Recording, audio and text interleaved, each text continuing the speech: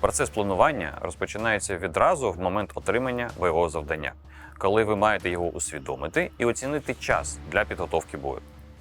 Отже, я є командиром 2-ї стрілецької роти 7-го окремого батальйону 250-ї окремої бригади сил ТрО. О 5 годині 23 квітня на командно-спостережному пункті батальйону я отримав бойове розпорядження. Із бойового розпорядження я зрозумів таке. Противник силами до мотострілецької роти обороняє 2 взводних опорних пункти – Сатана і Кікімора. Перед переднім краєм оборони противника облаштовані мінно-вибухові загородження. Командно-спостережний пункт 1-ї мотострілецької роти 1-го мотострілецького батальйону противника розташований, ймовірно, у районі перетину лісосмуг. Розвідка встановила, що в районі болота перебуває бронегрупа противника у складі 2 БМП-2. Дії противника підтримуються вогнем взводу 120-мм мінометів, які постійно змінюють вогневі позиції. Для розвідки противник застосовує безпілотний літальний апарат типу «Орлан». В межах взводного опорного пункту 3-го взводу 1-ї мотострілецької роти періодично діють танк та БМП-2. Для коригування вогню мінометів противник використовує квадрокоптери. Крім того, противник має потужні засоби радіоелектронного подавлення. Наш батальйон має завдання атакувати противника на передньому краї оборони, захопити його взводні опорні пункти.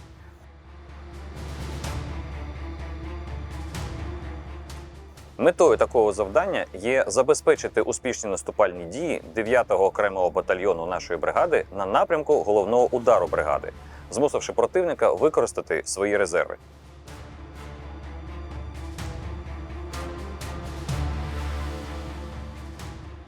Підрозділи 5-ї стрілецької роти нашого батальйону обороняються на визначеному рубежі. В роті створена система спостережних постів, яка дозволяє відслідковувати переміщення особового складу і техніки противника як вдень, так і вночі. Дії взводів 5-ї стрілецької роти підтримує мінометна батарея нашого батальйону. 5-та стрілецька рота має завдання підтримати нашу роту вогнем із взводних опорних пунктів Сірий, Степан та Жора. Наша рота перебуває в районі зосередження Сади. Відповідно до бойового розпорядження, наша рота має завдання о 5 годині 30 хвилин 24 квітня за вогневої підтримки з боку підрозділів 5-ї стрілецької роти атакувати противника у взводному опорному пункті Сатана, знищити вогневі засоби та живу силу противника, захопити взводний опорний пункт Сатана до 12 години 24 квітня, перейти до кругової оборони та відбити контратаки резервів противника. В подальшому діяти за вказівками командира нашого батальйону. Моїй 2-й стрілецькій роті для виконання завдання додають мінометний взвод.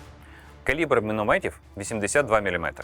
Окрім того, нам додане протитанкове відділення із протитанковими гранатометами СПГ-9, а також відділення БПЛА. Дії нашої роти підтримує батарея 2С1 «Гвоздика» самохідного артилерійського дивізіону 24-ї окремої механізованої бригади, мінометна батарея нашого батальйону, а також підрозділи 5-ї стрілецької роти із взводних опорних пунктів Сірий, Степан та Жора. Я буду детально аналізувати своє бойове завдання після того, як розрахую час та віддам попереднє бойове розпорядження командирам взводів. Я проведу свій розрахунок часу і підготую попереднє бойове розпорядження ще в дорозі до командно-спостережного пункту своєї роти, щоб мої підрозділи могли якнайшвидше розпочати підготовку. Для оголошення попереднього бойового розпорядження я визначаю час збору командирів взводів на командно-спостережному пункті роти о 5 годині 30 хвилин. Хочу звернути увагу, що своє бойове завдання я отримав на командно-спостережному пункті батальйону. Однак завдання може бути доведене як особисто командиром батальйону, так і засобами зв'язку. Також варто знати, що бойове завдання підрозділу може бути оформлене як бойовий наказ або як бойове розпорядження. Що важливо знати про розрахунок часу? Розрахувати час необхідно якнайшвидше, щоб віддати попереднє бойове розпорядження і ваші підлеглі командири могли приступити до власного планування і підготовки. Розрахунок часу я роблю графічно. Це допомагає краще сприйняти часові рамки самому і пояснити їх підпорядкованим командирам. Я маю виміряти час між отриманням бойового розпорядження та часом готовності роти до виконання бойового завдання. У нашому випадку це 24 години. Розраховуючи час, я обов'язково позначаю світлий час доби, сутінки, світанок та темний час доби. Таке позначення допоможе мені та командирам підпорядкованих підрозділів реалістично планувати та проводити різні заходи підготовки. Далі я розраховую час для себе та для підпорядкованих підрозділів. Я це роблю за таким правилом: 1/3 часу для власного планування і 2/3 для планування і підготовки взводів та відділень. Отож, я маю 8 годин для планування та віддання бойового наказу. Це ті 8 годин, які у мене є для виконання згаданих вище 8 кроків процедур планування бою. Півгодини я відвожу собі на розрахунок часу та віддання попереднього бойового розпорядження. 3 години я присвячу оцінюванню обстановки та розробленню способу дій. По завершенні проведу рекогностування з командирами взводів. Після цього я підготую і віддам бойовий наказ. В цей час у взводах командири будуть проводити власні заходи підготовки. Розраховуючи час, слід також пам'ятати, що ворог в цей період не буде бити байдики, а буде організовувати і проводити певні дії. Тому ймовірні дії противника я також позначаю в розрахунку часу. Отож, мій розрахунок часу має такий вигляд.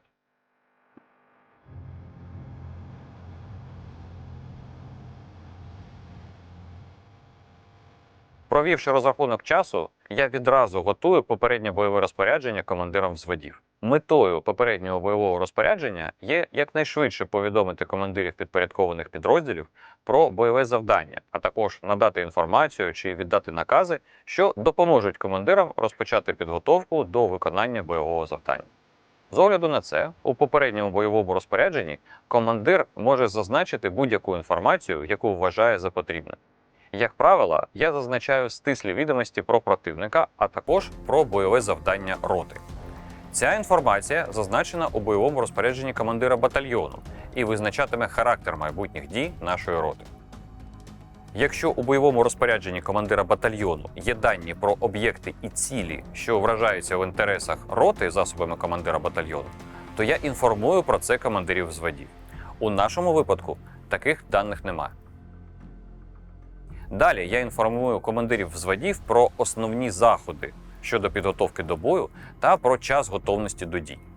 У нашому випадку таким основними заходами є проведення рекогностування, підготовка взводів, наприклад, отримання боєприпасів та паливно-мастильних матеріалів, а також час готовності до дій. Я також визначаю час і місце доведення бойового наказу командирам взводів. Пізніше, в процесі планування, ви можете з'ясувати інформацію, яка потребуватиме уточнення попереднього бойового розпорядження. Командири взводів прибули на КСП роти, і я маю віддати попереднє бойове розпорядження. Панове офіцери, панове сержанти, ми отримали наступне бойове завдання. Противник силами до мотострілецької роти обороняє 2 взводних опорних пункти – Сатана та Кікімора. Перед переднім краєм оборони розташоване мінно-вибухові загородження. КСП роти противника розташований, ймовірно, в районі перетину лісосмуг. В районі болота перебуває бронегрупа противника у складі 2 БМП-2. Дії противника підтримуються вогнем 120-мм мінометів. Мінометний взвод противника постійно зміщує свої вогневі позиції. В межах взводного опорного пункту 3-го взводу 1-ї мотострілецької роти періодично діє танк та БМП-2. Для коригування вогню мінометів противник використовує квадрокоптери. Для розвідки постійно застосовує безпілотні літальні апарати типу «Орлан». Крім того, противник має потужні засоби радіоелектронного подавлення. Наше завдання – за підтримки 5-ї стрілецької роти нашого батальйону атакувати противника у взводному опорному пункті «Сатана». Знищити вогневі засоби і живу силу противника, захопити взводний опорний пункт, перейти до кругової оборони і відбити можливі контратаки противника. В подальшому діяти за вказівками командира батальйону. Атака противника о 5 годині 30 хвилин 24 квітня. Перехід до кругової оборони до 12 години 24 квітня. Нашій роті для виконання завдання додаються мінометний взвод з мінометами 82-го калібру. Крім того, нам додане протитанкове відділення з протитанковим гранатометом СПГ-9, а також відділення БПЛА. Дії нашої роти буде підтримувати батарея 2С1 «Гвоздика» самохідного артилерійського дивізіону 24-ї окремої механізованої бригади. Мінометна батарея нашого батальйону, а також підрозділи 5-ї стрілецької роти нашого батальйону взводних опорних пунктів Сірий, Степан і Жора. Метою наших дій у складі батальйону є змусити противника використати свої резерви, таким чином забезпечити успішні наступальні дії 9-го окремого батальйону нашої бригади на напрямку головного удару бригади. Панове офіцери, звертаю вашу увагу на заходи підготовки до бою. Головному сержанту роти до 15:30 поповнити боєприпаси роти, мати 2 боєкомплекти на кожний вид зброї, поповнення боєприпасів здійснити зі складу РАО батальйону. Отримати руді дими з розрахунку по 3 на взвод та ручні димові гранати по 16 на відділення. Сигнальні ракети білого, зеленого, червоного кольору. По 6 ракет кожного кольору на кожного командира. Сержанту з МТЗ з 22 до 23 години у взаємодії з техніком роти заправити автомобільну техніку до повної заправки. Забезпечити увесь особовий склад сухими пайками на 2 доби. Техніку роти. До 17:30 перевірити стан озброєння та техніки, встановити спроможності самостійного ремонту, з водіями штатної техніки провести технічне обслуговування автомобілів. Старшому бойовому медику до 12 години провести огляд укомплектованості індивідуальними аптечками та груповими медичними комплектами. Некомплект поповнити в медичному пункті батальйону та завершити комплектування до 17 години 30 хвилин.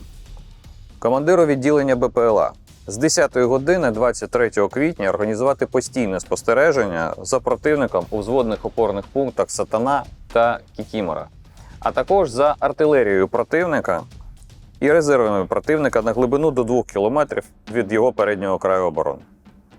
Радіотелефоністу до 18 години перевірити і підготувати засоби зв'язку, налагодити зв'язок на основній та запасній радіомережах 5-ї стрілецької роти. Командиру 3-го стрілецького взводу з 12 години 23 квітня організувати ведення розвідки позаштатними відділеннями розвідки зі взводних опорних пунктів 5-ї стрілецької роти та їхніх спостережних постів, виявити вогневі позиції танка і БМП противника у взводно-опорному пункті Сатана, визначити чисельність особового складу противника і режим несення служби. Ми маємо бути готові до наступу о 5 годині 24 квітня. Під час підготовки до наступу засоби зв'язку працюють виключно на прийом. Основний канал 2, запасний 4. Бойовий наказ буде віддано на КСП роти о 13 годині 23 квітня. Панове офіцери, панове сержанти, чи є питання? Командири взводів поставили запитання про час та місце проведення рекогностування. Попередньо я запланував його на світлу пору доби. А після обговорення з побратимами можливих загроз я змінив час рекогностування на період сутінок. Конкретний час я повідомлю додатково. Я також визначив місця для проведення роботи на маршрутах висування і у взводних опорних пунктах 5-ї роти нашого батальйону. Також командири взводів запитували, чи можуть до рекогностування доєднатися сержанти взводів. Ми погодились, що у зв'язку з перенесенням рекогностування на період сутінок ми не матимемо достатньо часу для того, щоб командири взводів провели рекогностування зі своїми сержантами. Тому ми обмежимося участю командирів взводів, командира відділення БПЛА та командира протитанкового відділення. Попереднє бойове розпорядження оформлюється письмово. У моєму випадку його текст оформлений таким чином.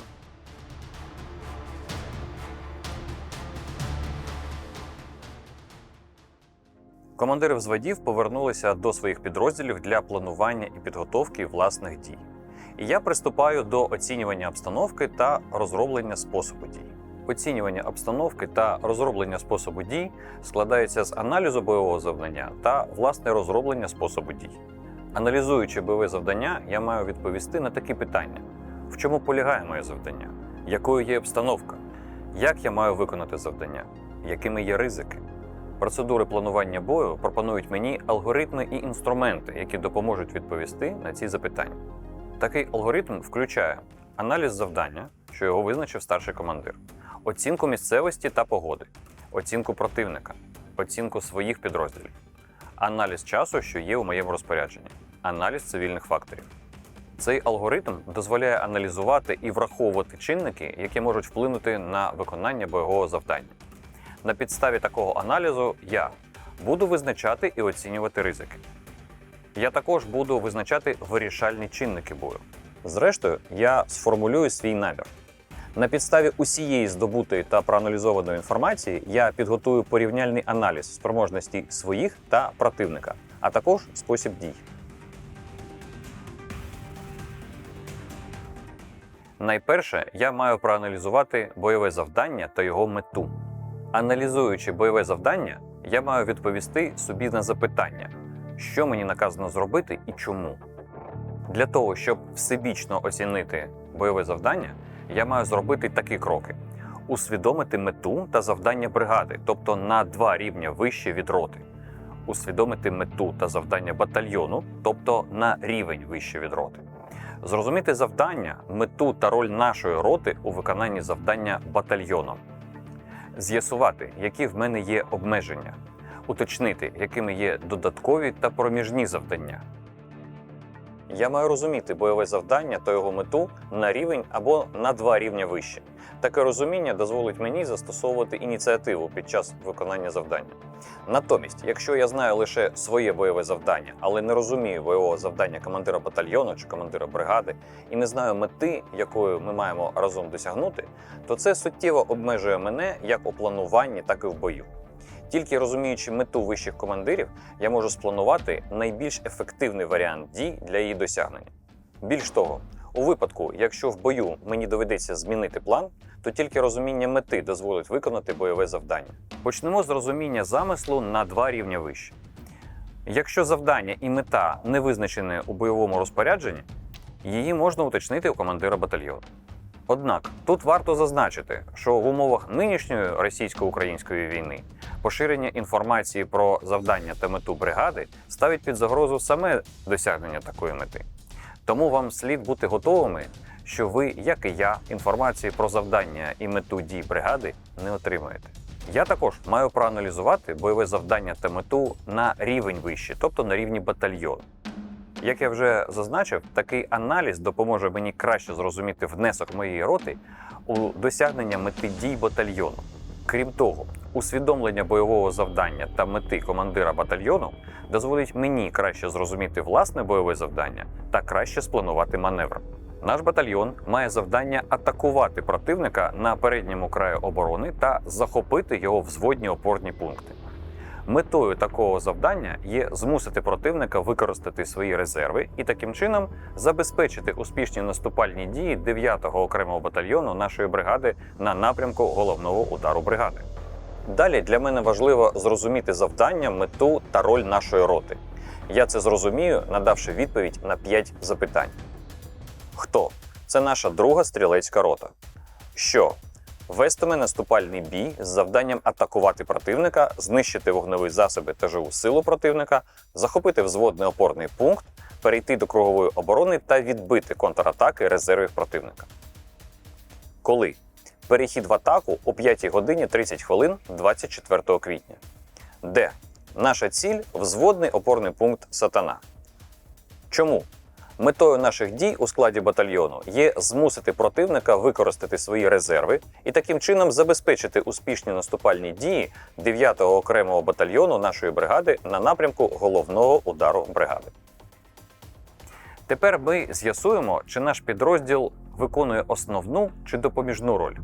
Відповідно до бойового статуту сил ТРО чи сухопутних військ, основну роль має підрозділ, який діє на напрямку зосередження основних зусиль в обороні або на головному напрямку в наступі, а допоміжну роль – той, який діє на іншому напрямку в обороні чи наступі.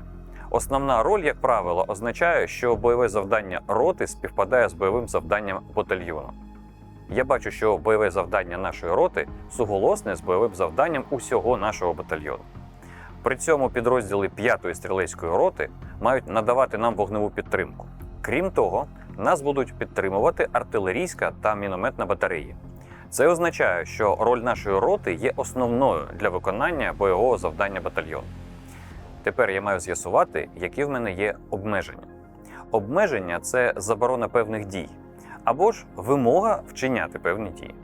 Відповідно до нашого бойового розпорядження, противник застосовує потужні засоби радіоелектронного подавлення. Це створює для нас обмеження у застосуванні засобів зв'язку. Я також маю уточнити, якими є додаткові та проміжні завдання. Додаткові завдання мають бути визначені окремо у бойовому розпорядженні. Проміжні завдання – це ті, які доведеться спланувати для виконання додаткового завдання. У бойовому розпорядженні додаткових завдань для мене не визначено. Але для вашого розуміння я спробую проілюструвати, якими могли б бути додаткові та проміжні завдання у нашому випадку. Наприклад, я міг би отримати додаткове завдання замінити особовий склад на взводно-опорному пункті «Сірий» у зв'язку з втратою боєздатності першим взводом 5-ї роти. Для виконання такого додаткового завдання я мав би спланувати проміжні завдання, серед яких провести дорозвідку, визначити разом з командиром 5-ї роти порядок заміни особового складу та спільного несення служби на взводно-опорному пункті «Сірий». Аналіз бойового завдання я графічно зображаю на окремому аркуші паперу. Тепер я аналізуватиму місцевість. Нам потрібно оцінити місцевість першою, оскільки вона впливатиме як на дії противника, так і на наші власні дії. Головна мета аналізу місцевості – це знайти те місце чи той шлях, де противник найменше на нас очікує, або знайти, де найкраще побудувати оборону. В будь-якому разі, місцевість має стати нашим союзником у знищенні ворога. Я переходжу до нашої карти і на оверлеї позначатиму район виконання бойового завдання та район інтересу. Район виконання бойового завдання – це фактично межі, в яких будуть вестись бойові дії.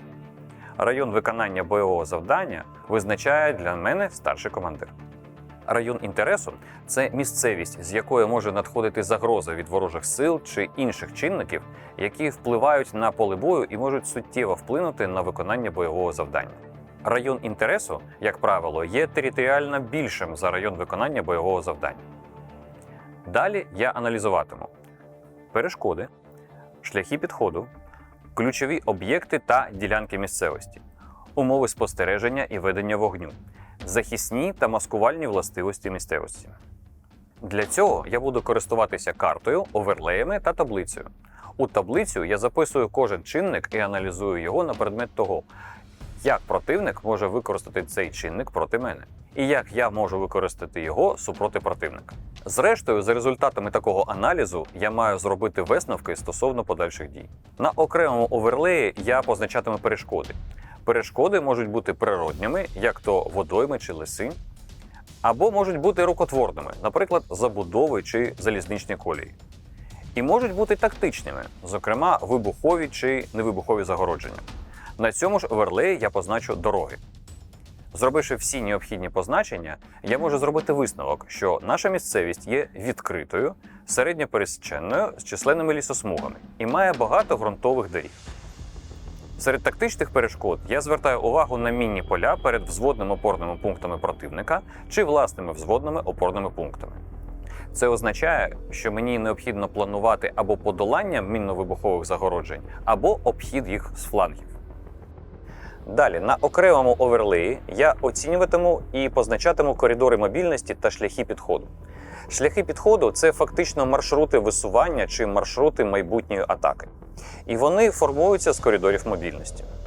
Відкрита, легкопрохідна місцевість з багатьма ґрунтовими дорогами дозволяє визначити велику кількість коридорів мобільності. Я позначаю ці коридори мобільності для себе та для противника. Звертаю увагу на те, що такі коридори мобільності дають декілька шляхів підходу для резервів противника. Водночас це дозволяє і нам використати для висування і розгортання велику кількість маршрутів і два шляхи підходу для виходу у фланги взводного опорного пункту противника.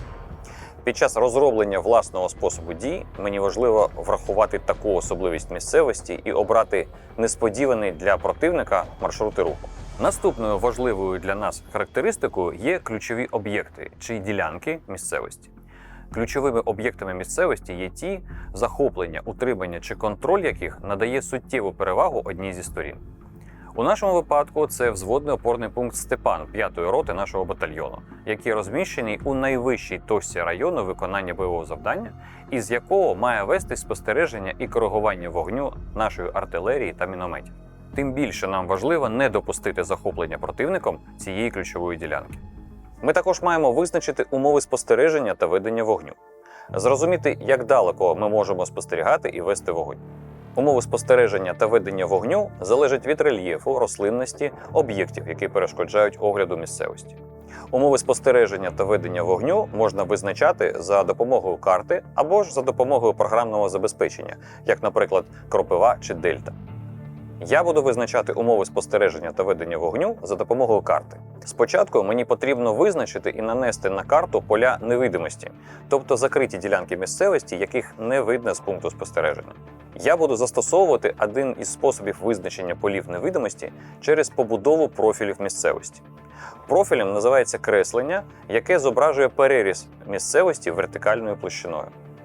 Спочатку ми побудуємо профіль між спостережним пунктом і вогневою позицією танка противника. Для цього ми з'єднаємо на карті ці дві точки лінією. Далі прикладаємо до накресленої лінії аркуш паперу і переносимо на його край короткими вертикальними рисками усі горизонталі, які перетинають профільну лінію. Одночасно підписуємо біля кожної риски абсолютну відмітку горизонталі. Під відмітками малюємо паралельні горизонтальні лінії з позначками відповідних горизонталей. Від усіх рисок креслимо перпендикуляри до перетину їх з паралельними лініями, що відповідають належним позначкам. Отримані точки перетину з'єднуємо від руки плавною лінією. Тепер з'єднуємо прямою лінією крайні точки. Якщо наша пряма лінія перетинає плавну лінію, то відрізок між перетинами є ділянкою місцевості, за якою ми не можемо спостерігати. Якщо перетину нема, то на відповідній лінії місцевість добре проглядається. Таким чином ми побудували наш перший профіль. Далі ми проводимо лінію у секторі спостереження від спостережного пункту через найбільш значні перешкоди на місцевості. Від усіх проведених ліній будуємо профілі за такою ж методикою. Тепер переносимо на карту отримані на профілях ділянки, за якими ми не можемо спостерігати, і злегка їх заштриховуємо. З'єднує плавними кривими всі отримані на лініях межі окремих невидимих ділянок відповідно до рельєфу місцевості. Так ми отримуємо на карті межі полів невидимості. Поля невидимості заштриховуємо. Після того, як я побудую на карті поля невидимості у секторах спостереження з кількох спостережних пунктів, то отримую загальну картину полів невидимості у певній смузі місцевості. Я звертаю увагу, що з падівних висот може бути виявлений рух резервів противника. Однак і ворог матиме добрі умови для спостереження за нашим пересуванням та переходом в атаку, а також вражати нас своїми вогневими засобами в межах досяжності. Це означає, що нам потрібно планувати приховане пересування вздовж лісосмуг, а також застосування димів під час висування до рубежу переходу в атаку.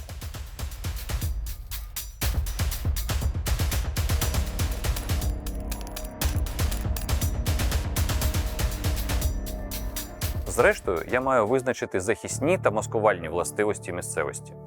Це природні або рукотворні об'єкти вздовж шляхів підходу, які допоможуть захистити власні підрозділи від вогню чи приховати від спостереження.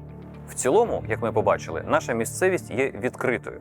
Водночас, вздовж доріг є багато лісосмуг. У цій порі року якраз розпускається листя на деревах, що створює для нас природні маскувальні умови вздовж шляхів підходу. Крім того, на місцевості є достатньо ярів та складок для того, щоб захиститися від артилерійського вогню противника під час висування та розгортання. Ми завершили огляд всіх чинників місцевості. Такий вигляд матиме мій оверлей, і такою буде моя таблиця.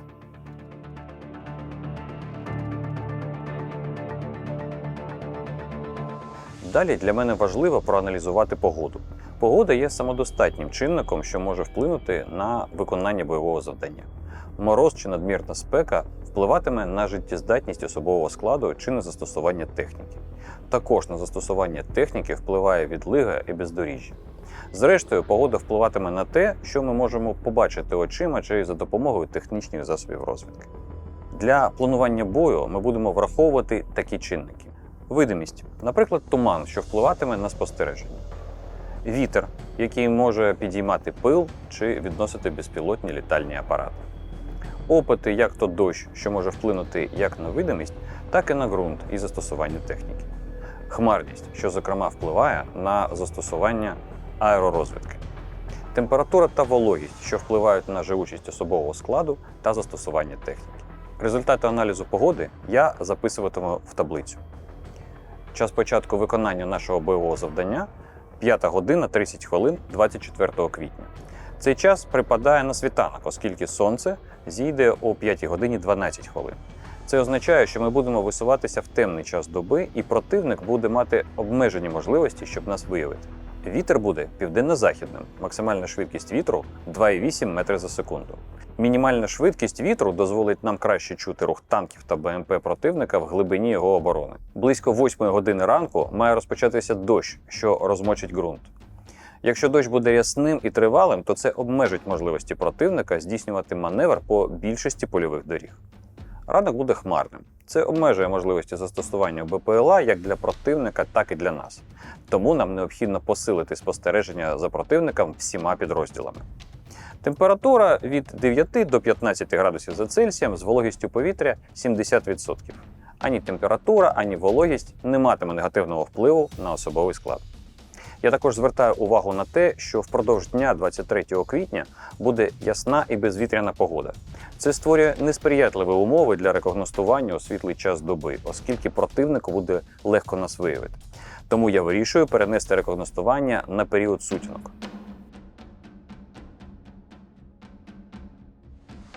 Проаналізувавши місцевість та погоду, я переходжу до аналізу противника. Чим краще я буду розуміти, як буде діяти противник і чому, тим краще я зможу спланувати, як я буду його перемагати в бою.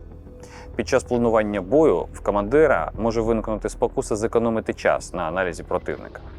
Однак для командира дуже важливо усвідомити, як противник мислить і чого він хоче досягнути. Треба розуміти, наскільки він мотивований, забезпечений і здатний адаптуватись.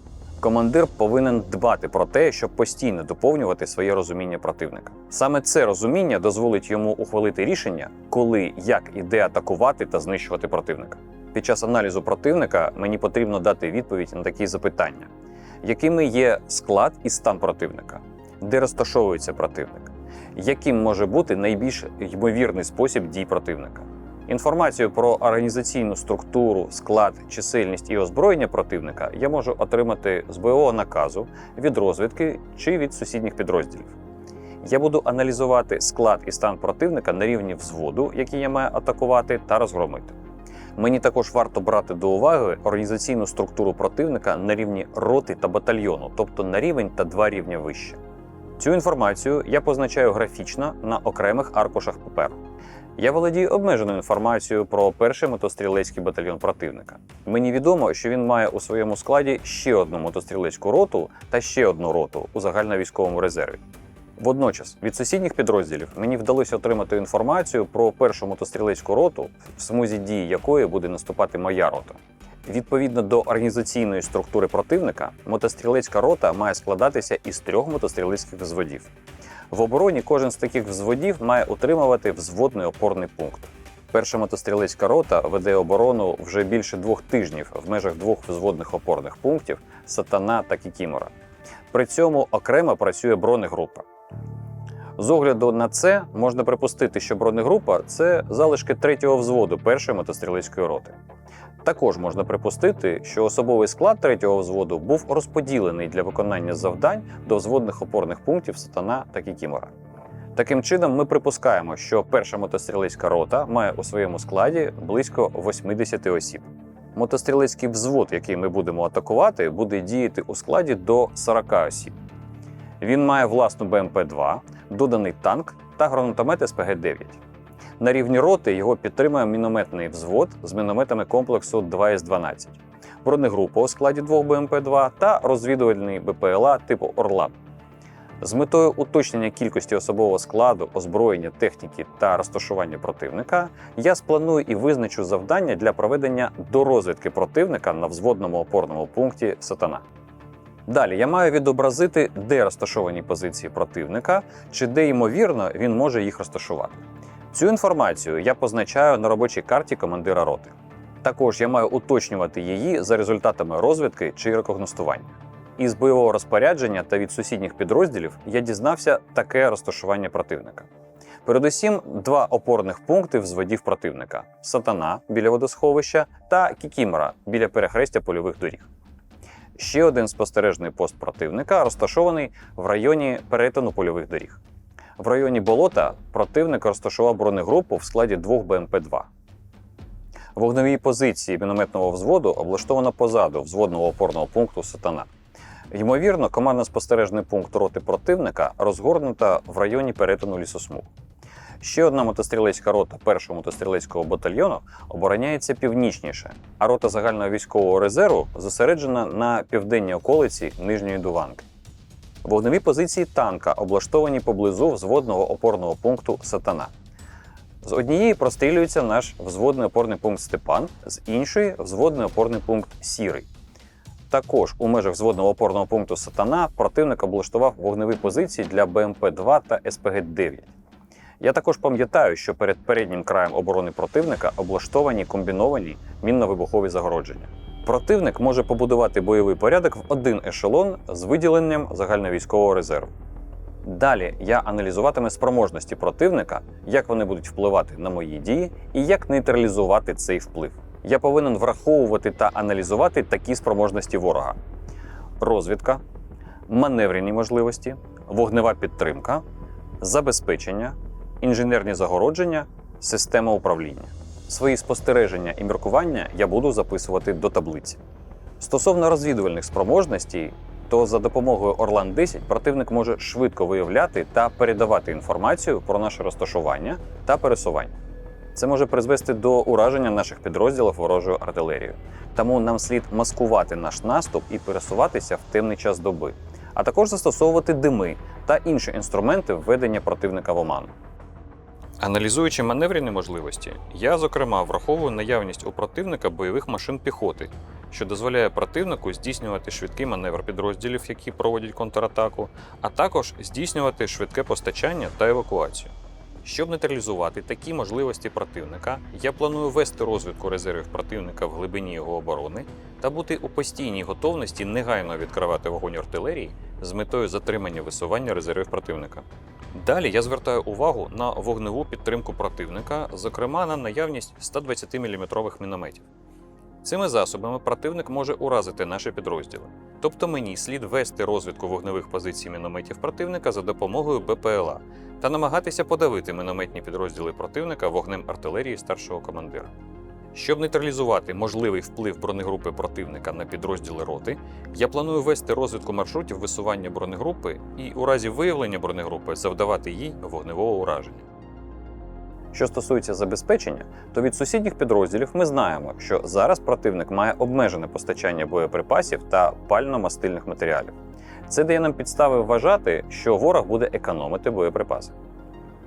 Аналізуючи перешкоди, я ще раз звертаю увагу на мінно-вибухові загородження, розташовані перед переднім краєм оборони противника. Це загрожує нам у випадку атаки з фронту. Отже, ми маємо спланувати атаку з флангу або з тилу. Інформації стосовно системи управління противника у нас обмаль. Однак, з огляду на те, що противник тривалий час веде бойові дії, я можу припустити, що командири мають належний досвід управління підпорядкованими підрозділами. Це дає нам підстави очікувати, що підрозділи противника будуть належно керованими. Ось моя таблиця з результатами аналізу спроможності противника. Мені також важливо розуміти, як ворог може діяти в бою. Це розуміння я можу отримати з доктрини противника, тобто з його бойових статутів, а також з інформації про бойовий досвід відповідних підрозділів противника. Ми знаємо, як противник діє в обороні на основі статутів та бойового досвіду. І нам відомо, що офіцери та контрактники противника діють максимально чітко у відповідності до бойових статутів. Тепер я аналізуватиму сильні і слабкі сторони противника. Також буду використовувати для цього таблицю. Я буду аналізувати, як сильні чи слабкі сторони противника можуть вплинути на наші дії.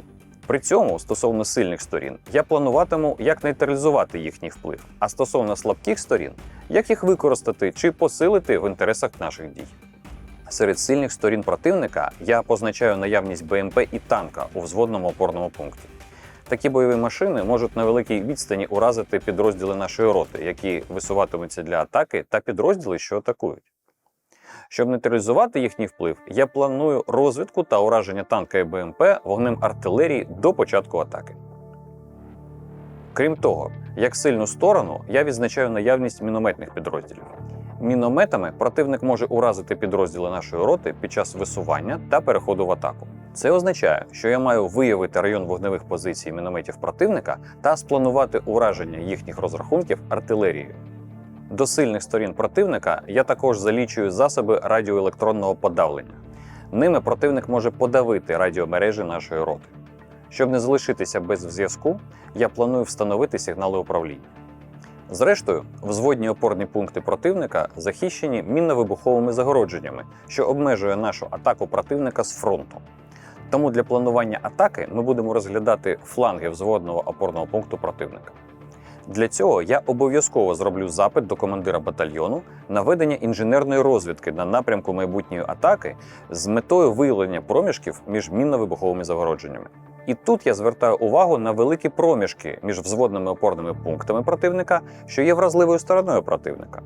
Це дає нам можливість планувати атаку з обох флангів. Отже, ми можемо використати один з флангів для введення противника в оману, при цьому атакувати противника з протилежного флангу. Також слабкою стороною противника є обмежені резерви. Ми пам'ятаємо, що противник зазнав втрат, і зараз його резервами є лише бронегрупа у складі 2 БМП. Це дозволить нашим підрозділам, які діють на різних напрямках, досягти мети з мінімальною протидією з боку резервної роти противника. Більш того, ураження бронегрупи противника надасть нам переваги для здійснення маневру у фланг і тил взводного опорного пункту «Сатана». Беручи до уваги усі дані про противника, які мені вдалося зібрати, а також дані про місцевість та погоду, я маю визначити ймовірний спосіб дій противника. Оскільки противник перебуває в обороні, то він буде планувати свої дії у відповідь на наші, і його спосіб дії буде залежати від того, як він уявляє наш наступ. Ворог знає, що місцевість дозволяє нам обирати між декількома шляхами підходу. Польові дороги та лісосмуги вздовж них дають нам можливість планувати атаку як з правого, так і з лівого флангу взводного опорного пункту «Сатана». Водночас, з правого флангу є більше шляхів підходу, а також більш сприятливий рельєф місцевості для просування. Крім того, противник свідомий того, що великий проміжок між взводними опорними пунктами «Сатана» та «Кікімора» робить його вразливим. Тому, ймовірно, противник буде на нас очікувати саме на напрямку Земляна дамба, висота 170,3. Противник розраховуватиме і на те, що атака на вказаному напрямку може бути підтримана вогнем із взводного опорного пункту «Степан».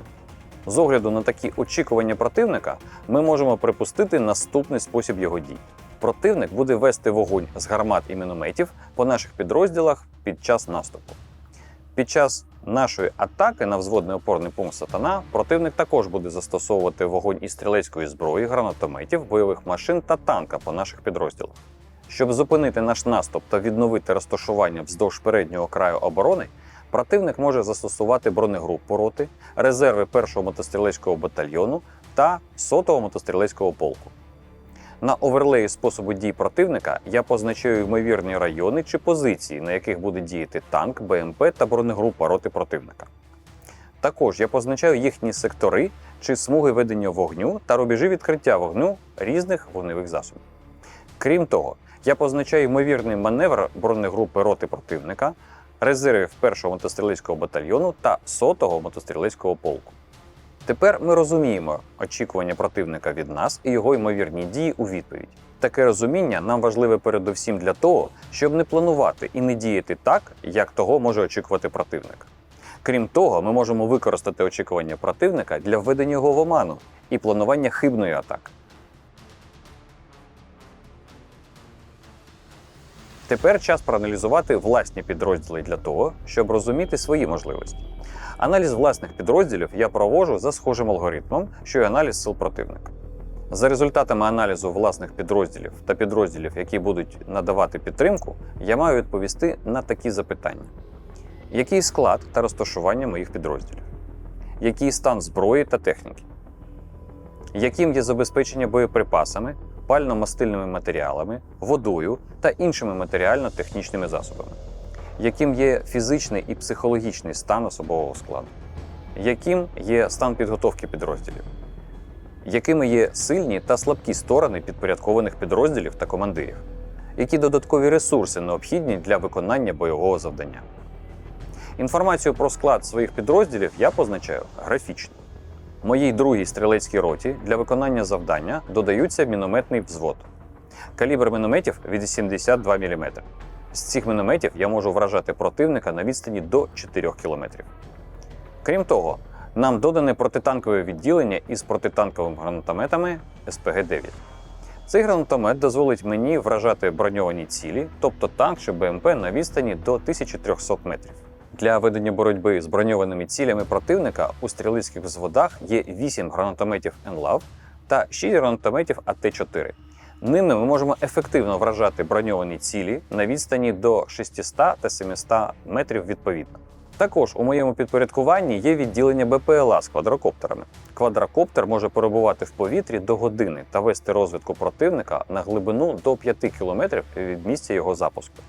Отже, за допомогою відділення БПЛА ми можемо вести постійно повітряну розвідку. Дії нашої роти підтримує батарея 2С1 «Гвоздика» самохідного артилерійського дивізіону 24-ї окремої механізованої бригади, мінометна батарея нашого батальйону, а також підрозділи 5-ї стрілецької роти з взводних опорних пунктів «Сірий» та «Степан». Мої підрозділи розташовані в районі садів. Штатна зброя готова до застосування. Ми маємо в розпорядженні вантажні автомобілі Урал-4320 та пікапи Nissan, що дозволять перевозити особовий склад роти, зокрема по бездоріжжю. Однак така техніка не зможе захистити особовий склад від куль та уламків. Автомобільна техніка в робочому стані за винятком одного пікапу. На виконання бойового завдання мені виділили боєприпаси, і я повинен визначити, як використати їх найефективніше. Для цього я буду використовувати норми, що визначають, які саме цілі і в якій кількості може вражати певна кількість боєприпасів. Для батареї самохідних гаубиць 2С1 я отримав 0,6 боєкомплекта. Це 288 осколково-фугасних снарядів. Для ураження нерухомих цілей, за якими я можу спостерігати, працює норма від 2 до 4 снарядів на гармату. Такими цілями для мене є танк, БМП, 3 мінометні розрахунки мінометного взводу на вогневих позиціях, бронегрупа противника на вогневому рубежі в складі 2 БМП-2. В цілому у мене 7 цілей. Я рахуватиму снаряди за максимальною нормою – 4 снаряди на ціль на гармату. Під час розрахунку я також беру до уваги пристрілювання, на яке потрібно від 5 до 6 снарядів на ціль. Таким чином, для знищення або подавлення 7 цілей мені необхідно 210 снарядів. Я також маю подавити піхоту противника на взводному опорному пункті «Сатана» під час атаки. Для цього в моєму розпорядженні залишається 48 снарядів, адже я хочу мати також резерв в 30 снарядів. Також ми отримуємо один боєкомплект для мінометного взводу. Це 240 осколково-фугасних мін калібру 82 мм. Відповідно до норми для знищення відкрито розташованої піхоти, за якою ми можемо спостерігати, необхідно 112 мін. Тобто кількістю мін, яку ми отримуємо, можна знищити 2 групи відкрито розташованої піхоти противника. 224 мін. Такими групами можуть бути, наприклад, піхота, що відходить з позиції, або резерв, що висувається до взводного опорного пункту «Сатана». Зрештою, нам виділено 24 димових снаряди калібру 122 мм, які дозволять за умов помірного південно-західного вітру поставити димову завісу на рубежі 100 метрів, тривалістю від 18 до 24 хвилин. Моя рота укомплектована на 90%. Під час відновлення боєздатності підрозділ був доукомплектований. Однак більшість бійців мають тривалий бойовий досвід. З огляду на це, підрозділ є згуртованим та мотивованим. Мотивація та згуртованість є нашими сильними сторонами. Крім того, сильною стороною є підготовлені командири взводів. Слабкою стороною нашої роти є відсутність броньованої техніки та вразливість особового складу під час переміщення. Також серед командирів відділень не всі мають бойовий досвід. Ви пам'ятаєте, що перший крок, який я зробив для планування, це розрахунок часу. І час є настільки важливим чинником, що я маю постійно слідкувати за ним під час усіх етапів планування. На основі проведеного аналізу може виникнути потреба скоригувати графік та оновити розрахунок часу для командирів взводів. На уточнення часу також можуть вплинути і інші чинники, передбачені у плануванні. Наприклад, треба перевірити, чи вчасно надійдуть боєприпаси та пально-мастильні матеріали. За потреби необхідно скоригувати час їх отримання. У нашому випадку, під час аналізу погоди я з'ясував, що проводити рекогностування у першій половині дня недоцільно і змістив рекогностування на період сутінок. Це, відповідно, вплине на час віддання бойового наказу. Зрештою, я повсякчас маю брати до уваги дії ворога в той чи інший відрізок часу. Наступним кроком є аналіз цивільних факторів. Під час планування бою варто враховувати вплив інфраструктури, цивільних установ в районі ведення бойових дій, а також ставлення до нас та до противника цивільних керівників та місцевого населення. Цивільні фактори можуть як допомогти, так і перешкодити діям власного підрозділу або діям противника. Ми з вами бачимо, як цивільні фактори враховує ворог в своїй тактиці. Його метою є максимально знищувати наше цивільне населення, нашу цивільну інфраструктуру чи культурну спадщину. Натомість нашою метою є максимально зберегти і захистити власне цивільне населення від наслідків бойових дій. Я знову формую таблицю, аналізуючи кожен з цивільних факторів на предмет того, як він може впливати на дії роти і що необхідно зробити, щоб посилити чи послабити вплив таких факторів. Біля району зосередження роти розташоване селище Свистунівка. Як налаштоване цивільне населення селища, нам невідомо. В будь-якому разі ми маємо подбати про власну безпеку. Якщо противник виявить район зосередження роти, то він може завдати роті вогневого ураження, що може призвести до втрат серед цивільного населення.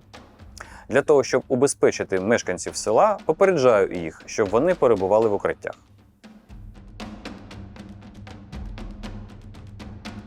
Далі я переходжу до оцінки ризиків.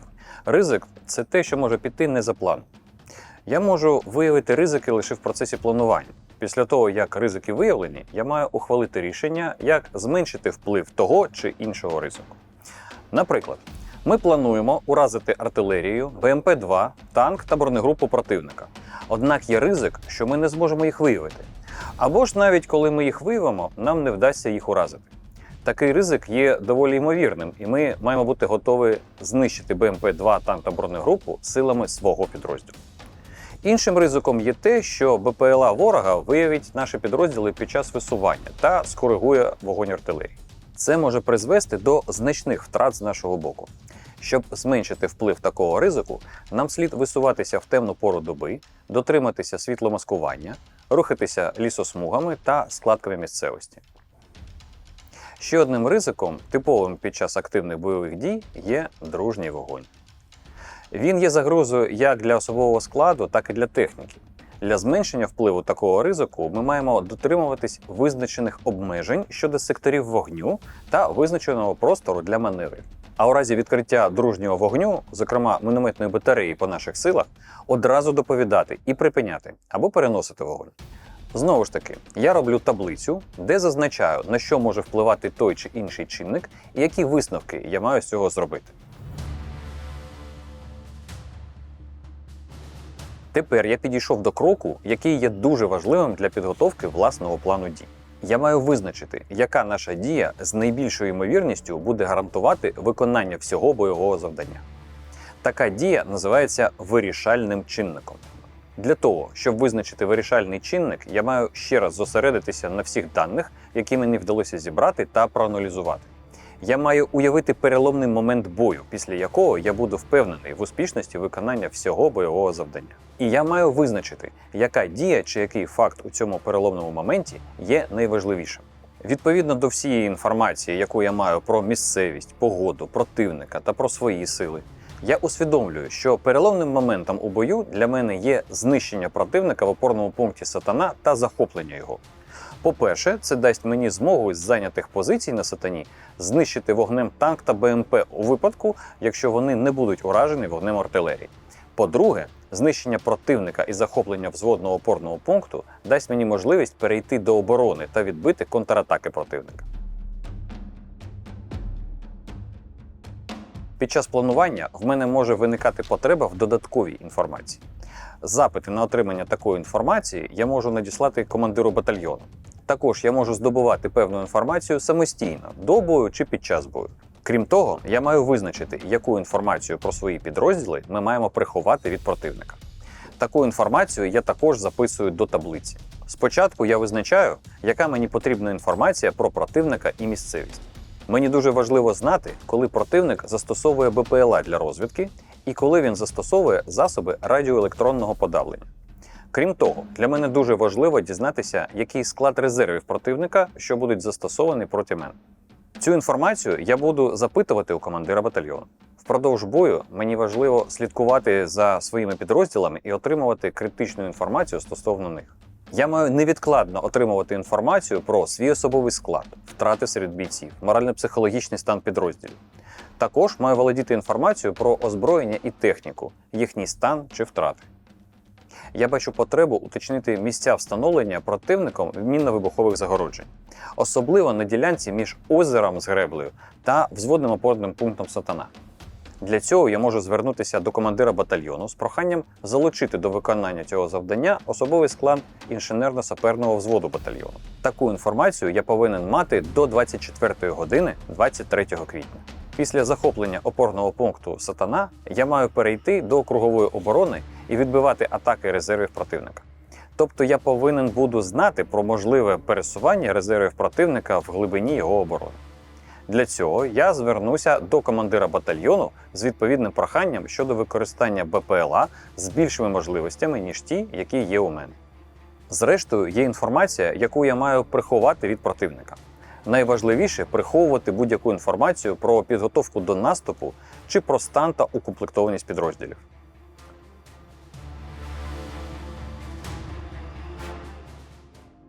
Тепер я сформулюю намір командира. Намір командира є чітким, стислим викладенням того, що і як повинна зробити рота для виконання поставленого завдання. Крім того, в намірі командира слід також зазначити основні завдання, які я маю виконати, та кінцевий стан стосовно противника, своїх підрозділів, місцевості, цивільних факторів. Отже, я маю намір здійснити завчасне приховане висування двох стрілецьких взводів у вихідне положення для наступу. В подальшому ввести противника в оману шляхом атаки третім взводом в напрямку Дамба, висота 185,7. Під прикриттям вогнем 5-ї стрілецької роти з взводних опорних пунктів Сірий, Степан та Жора атакувати противника двома взводами з його лівого флангу та розгромити його. В подальшому перейти до кругової оборони. Ключовими завданнями для мене є: приховано висунутися і зайняти вихідне положення для наступу, ввести противника в оману стосовно напрямку наступу, зайняти сплановані вогневі рубежі та ввести вогонь з них по противнику у взводному опорному пункті «Сатана», виявити і знищити танки БМП в районі взводного опорного пункту «Сатана», перейти в атаку, розгромити противника, перейти до оборони, відбити контратаку противника. Після виконання завдань я очікую досягнення такого кінцевого стану. Стосовно противника. Особовий склад у взводному опорному пункті «Сатана» знищено. Танки БМП у взводному опорному пункті «Сатана» нейтралізовані. Бронегрупа противника у складі двох БМП-2 нейтралізована. Мінометна батарея противника подавлена. Стосовно своїх підрозділів. Ми ведемо кругову оборону в межах взводного опорного пункту «Сатана». Стосовно місцевості. Взводний опорний пункт «Сатана» захоплений. Стосовно цивільних факторів. Цивільній інфраструктурі та цивільному населенню завдано мінімальної шкоди. Отже, я завершив аналіз усіх чинників, які впливають на виконання бойового завдання, сформулював свій намір і можу приступити до розроблення способу дій. Спосіб дій має описати, як я буду виконувати бойове завдання. Він має бути достатньо деталізованим для того, щоб описати, як командир буде використовувати усі свої спроможності для виконання бойового завдання. Спосіб дій має бути достатньо гнучким для того, щоб реагувати на непередбачені обставини, що можуть виникнути у процесі його виконання. Крім цього, спосіб дій має бути відповідним, тобто відповідати меті бойового завдання і наміру командира. Здійсненим, тобто у підрозділі має бути достатньо ресурсів, часу і навченості для його втілення. Прийнятним, тобто воєнні переваги від його втілення мають виправдовувати витрати та особливо втрати. Завершеним, тобто описати від початку до кінця, коли, де і в який спосіб підрозділ виконує бойове завдання. Для початку, в результаті аналізу противника та своїх підрозділів, я повинен зробити порівняння. Це зіставлення сил та засобів. Таке зіставлення мені допоможе визначити слабкі сторони противника, які можна використати, Визначити сильні сторони власних сил, щоб використати їх проти слабких сторін противника. Визначити сильні сторони противника для того, щоб їх нейтралізувати. Визначити слабкі сторони власних сил, щоб їх захистити. Визначення співвідношення сил та засобів – це не просто кількісне порівняння озброєння або підрозділів. На підставі зробленого співвідношення я визначаю розподіл сил та засобів по елементах бойового порядку, уточнюю порядок вогневого ураження противника. Оскільки ми плануємо наступальний бій, то ми повинні мати перевагу, зокрема у кількості особового складу. Як правило, така перевага повинна бути у співвідношенні 3 до 1, тобто 3 одиниці тих, хто наступає, до 1 одиниці тих, хто обороняється. Водночас такий підхід до планування є доволі лінійним. Простими словами, таке співвідношення розраховане для атаки в чоло, що завжди має наслідком більшу кількість втрат. Для того, щоб ефективно застосовувати свої спроможності і дбати про особовий склад, слід брати противника хитрістю, вводити його в оману, зокрема плануючи хибні атаки. Отже, поглянемо на сильні сторони противника, які треба нейтралізувати. Передусім, це танк та БМП-2 противника, розташовані в межах та поряд з опорним пунктом «Сатана». Вони можуть зупинити вогнем наступ нашої роти.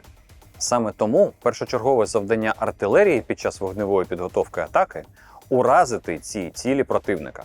У випадку, якщо артилерії не вдасться уразити танк та БМП-2, мої підрозділи повинні знищити цю техніку противника перед переходом або під час нашої атаки. Також сильною стороною противника є наявність БПЛА та засоби РЕБ. Щоб нейтралізувати таку перевагу противника, ми маємо використовувати захисні та маскувальні властивості місцевості, а також пересуватися та маневрувати за можливості в темний час доби, щоб противник не міг спостерігати за нами з БПЛА. Для того, щоб засоби РЕБ противника не могли вплинути на виконання нами бойового завдання, ми маємо встановити та використовувати такі сигнали управління, які дозволять виконувати бойове завдання навіть в умовах повного радіомовчання. Тепер звернемо увагу на слабкі сторони противника, якими ми можемо скористатися. Ми бачимо, що противник зайняв оборону з великими проміжками між взводними опорними пунктами «Сатана» та «Кікімора». Великі проміжки між взводними опорними пунктами не дадуть опорним пунктам противника можливості допомагати один одному. Це означає, що ми можемо планувати атаки з обох флангів взводного опорного пункту «Сатана», одна з яких може бути хибною для введення противника в оману. Ми можемо посилити ефект розірваності між взводними опорними пунктами, застосувавши димові боєприпаси. Стосовно власних сил, то нашою сильною стороною є мотивація та підготовка бійців, а також досвід командирів. Це дозволяє мені планувати бій з хибною атакою, розраховувати на ініціативу підпорядкованих командирів та на перемогу в бою з мінімальними втратами. Ми не маємо броньованої техніки для захисту особового складу, і це є нашою слабкою стороною. Щоб зменшити нашу вразливість, ми будемо пересуватися в глибині своєї оборони, висуватися і розгортатися для переходу в атаку вздовж лісосмуг, а також здійснювати пересування в умовах обмеженої видимості. З огляду на наявність у противника танка, для виконання бойового завдання нам потрібні протитанкові засоби. Очевидно, сучасні високоточні далекобійні протитанкові засоби давали б нам перевагу. Однак у нас є лише СПГ-9, НЛАВ та АТ-4. Тому ми повинні спланувати ураження БМП та танка з огляду на ефективну максимальну дальність своїх протитанкових засобів. Тепер я розроблятиму спосіб дій. У способі дій я маю визначити, яким чином рота буде виконувати бойове завдання. Для цього я маю зазначити вирішальні чинники і що робить їх вирішальними, форму маневру, завдання та його мету, а також роль нашого підрозділу. Роль розвідки, маневру, вогню, захисту, забезпечення та командирів. Кінцевий стан. Я розпочну розробляти спосіб дій від вирішального чинника і буду рухатись від нього у зворотньому напрямку до нашого початкового положення. На моє переконання, вирішальним чинником для нас є знищення противника у взводному опорному пункті «Сатана» та захоплення взводного опорного пункту. Від цього чинника найбільшою мірою залежить, чи зможу я перейти до оборони та відбити контратаки резервів противника. Для того, щоб знищити противника і захопити взводний опорний пункт, я маю атакувати його. Я пам'ятаю, що місцевість та розташування противника дозволяє мені планувати атаку з обох флангів взводного опорного пункту Сатана. Я також дійшов висновку, що ворог, ймовірно, чекатиме на нашу атаку зі свого правого флангу. Тому з його правого флангу я запланую хибну атаку одним з моїх взводів. Тим часом два інших взводи атакуватимуть противника з лівого флангу взводного опорного пункту Сатана. Їхнім завданням буде знищити противника в межах своїх смуг наступу. При цьому, якщо під час вогневої підготовки атаки танк та БМП-2 противника не будуть знищені вогнем артилерії, то мої підрозділи повинні це зробити під час своєї атаки. Я також пам'ятаю про бронегрупу противника і визначу взводам додаткове завдання – знищити їх у разі виходу її у фланг взводу. Для того, щоб перейти в атаку на лівому фланзі взводного опорного пункту Сатана, головні сили моєї роти будуть висуватися через бойові порядки взводу 5-ї стрілецької роти у взводному опорному пункті Сірий, перед яким розташовані власні мінно-вибухові загородження. Це означає, що 3-й взвод 5-ї стрілецької роти має підготувати для нас прохід у загородженнях. Для того, щоб відволікти ворога хибною атакою, мені важливо, щоб головні сили моєї роти залишалися непоміченими. Тобто взводи, які будуть атакувати, повинні заздалегідь і приховано переміститися і зайняти вихідне положення для наступу. При цьому підрозділ, що вестиме хибну атаку, має здійснити більш демонстративне переміщення. Для вогневої підготовки атаки та підтримання вогнем моєї роти я поставлю завдання доданому мінометному взводу та артилерійській батареї, що нас підтримує. Щоб підтримувати свою обізнаність про обстановку та перебіг бою і коригувати вогонь, я поставлю відповідні завдання командиру відділення БПЛА. Я залишу одне зі стрілецьких відділень у своєму розпорядженні як резерв, а також встановлю порядок евакуації поранених.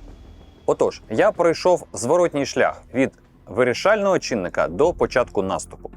Тепер я уявляю, як його послідовно досягнути, і можу розробити детальний спосіб дій. Для того, щоб спосіб дій був послідовним, я розділю його на фази. Для кожної із фаз я визначу початок і завершення, а також основні завдання для своїх підрозділів. Спосіб дій я зображаю схемою на оверлеї. Ви можете робити оверлей для кожної із фаз окремо або єдиний, на якому робите позначки про фази. Я також буду записувати до таблиці інформацію про основні завдання своїм підрозділам у кожній з фаз. Отож, я бачу 5 фаз наших дій. Перша – висування головних сил. Друга – дії підрозділів на хибному напрямку. Третя – знищення танка і БМП противника в районі взводного опорного пункту Сатана вогнем артилерії під час вогневої підготовки атаки. Атака противника та його знищення у взводному опорному пункті Сатана. П'яте – перехід до оборони та відбиття контратак противника. Перша фаза має на меті приховано перемістити головні сили роти до місця, звідки буде здійснюватися атака. Фаза має розпочатися о 3 годині 30 хвилин 24 квітня. Під час першої фази мої підрозділи мають виконувати такі основні завдання. Приховано висунути перший та другий стрілецькі взводи з району зосередження до взводного опорного пункту Сірий. Зайняти першим та другим взводом вихідне положення для наступу та замаскувати зайняті позиції. Повернути автомобілі першого та другого стрілецького взводів до району зосередження. Першу фазу буде закінчено, коли автомобілі першого і другого стрілецьких взводів повернуться в район зосередження. Метою другої фази є ввести в оману противника стосовно напрямку наступу, створивши видимість атаки на хибному напрямку між опорними пунктами противника Сатана та Кікімора. Фаза має розпочатися з повернення автомобілів першого та другого стрілецького взводів до району зосередження.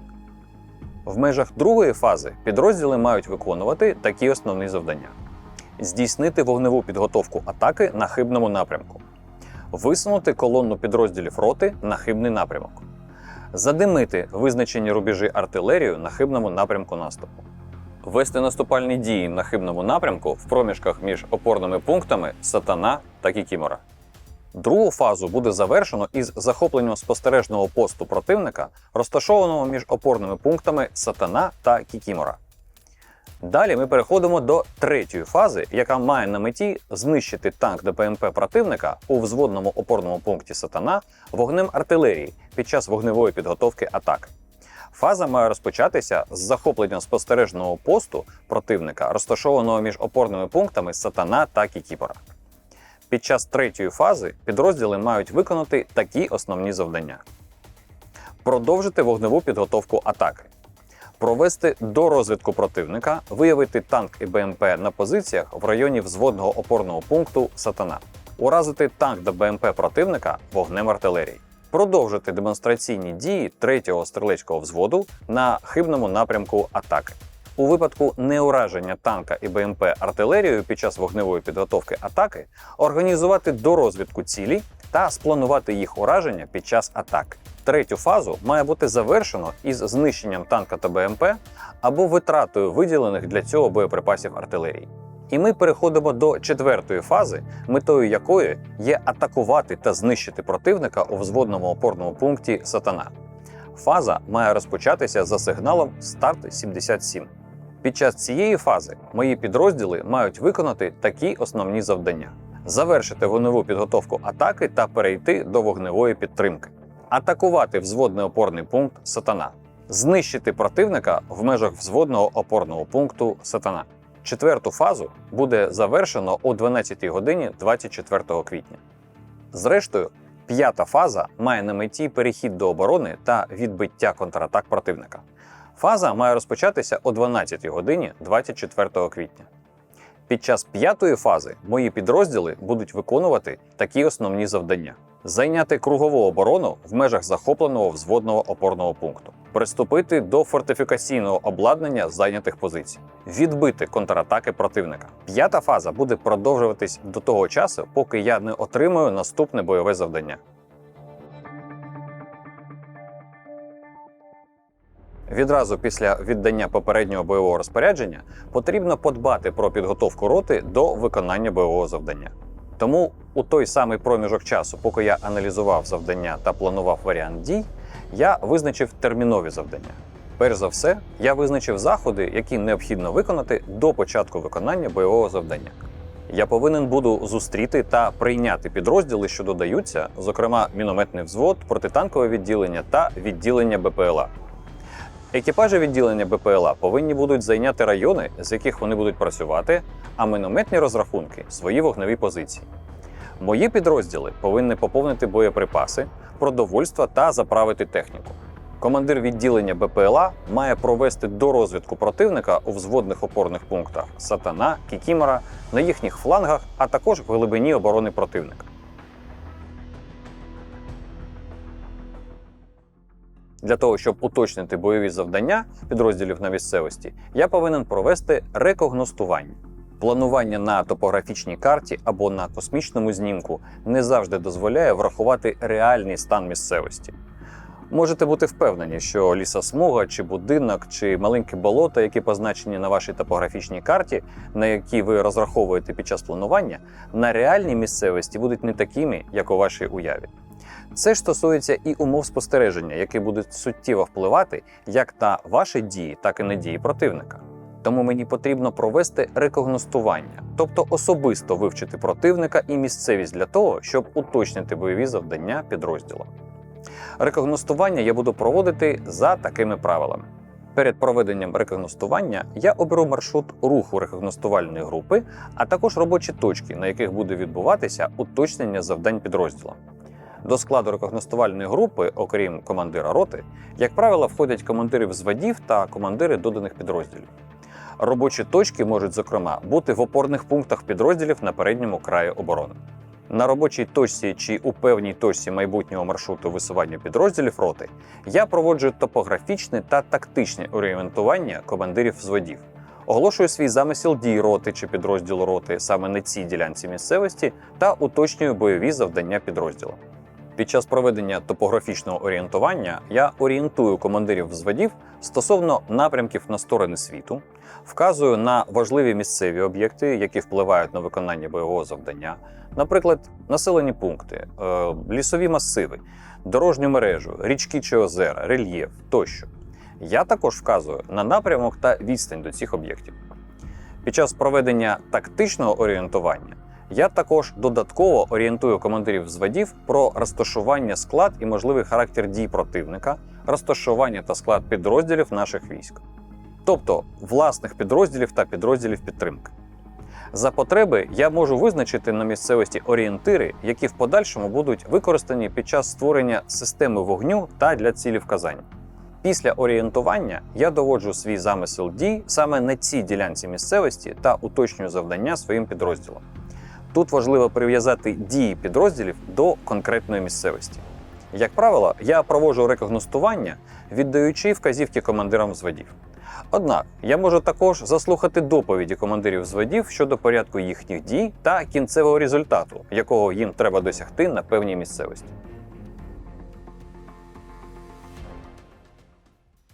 За результатами рекогностування я уточнюю спосіб дій і готую бойовий наказ.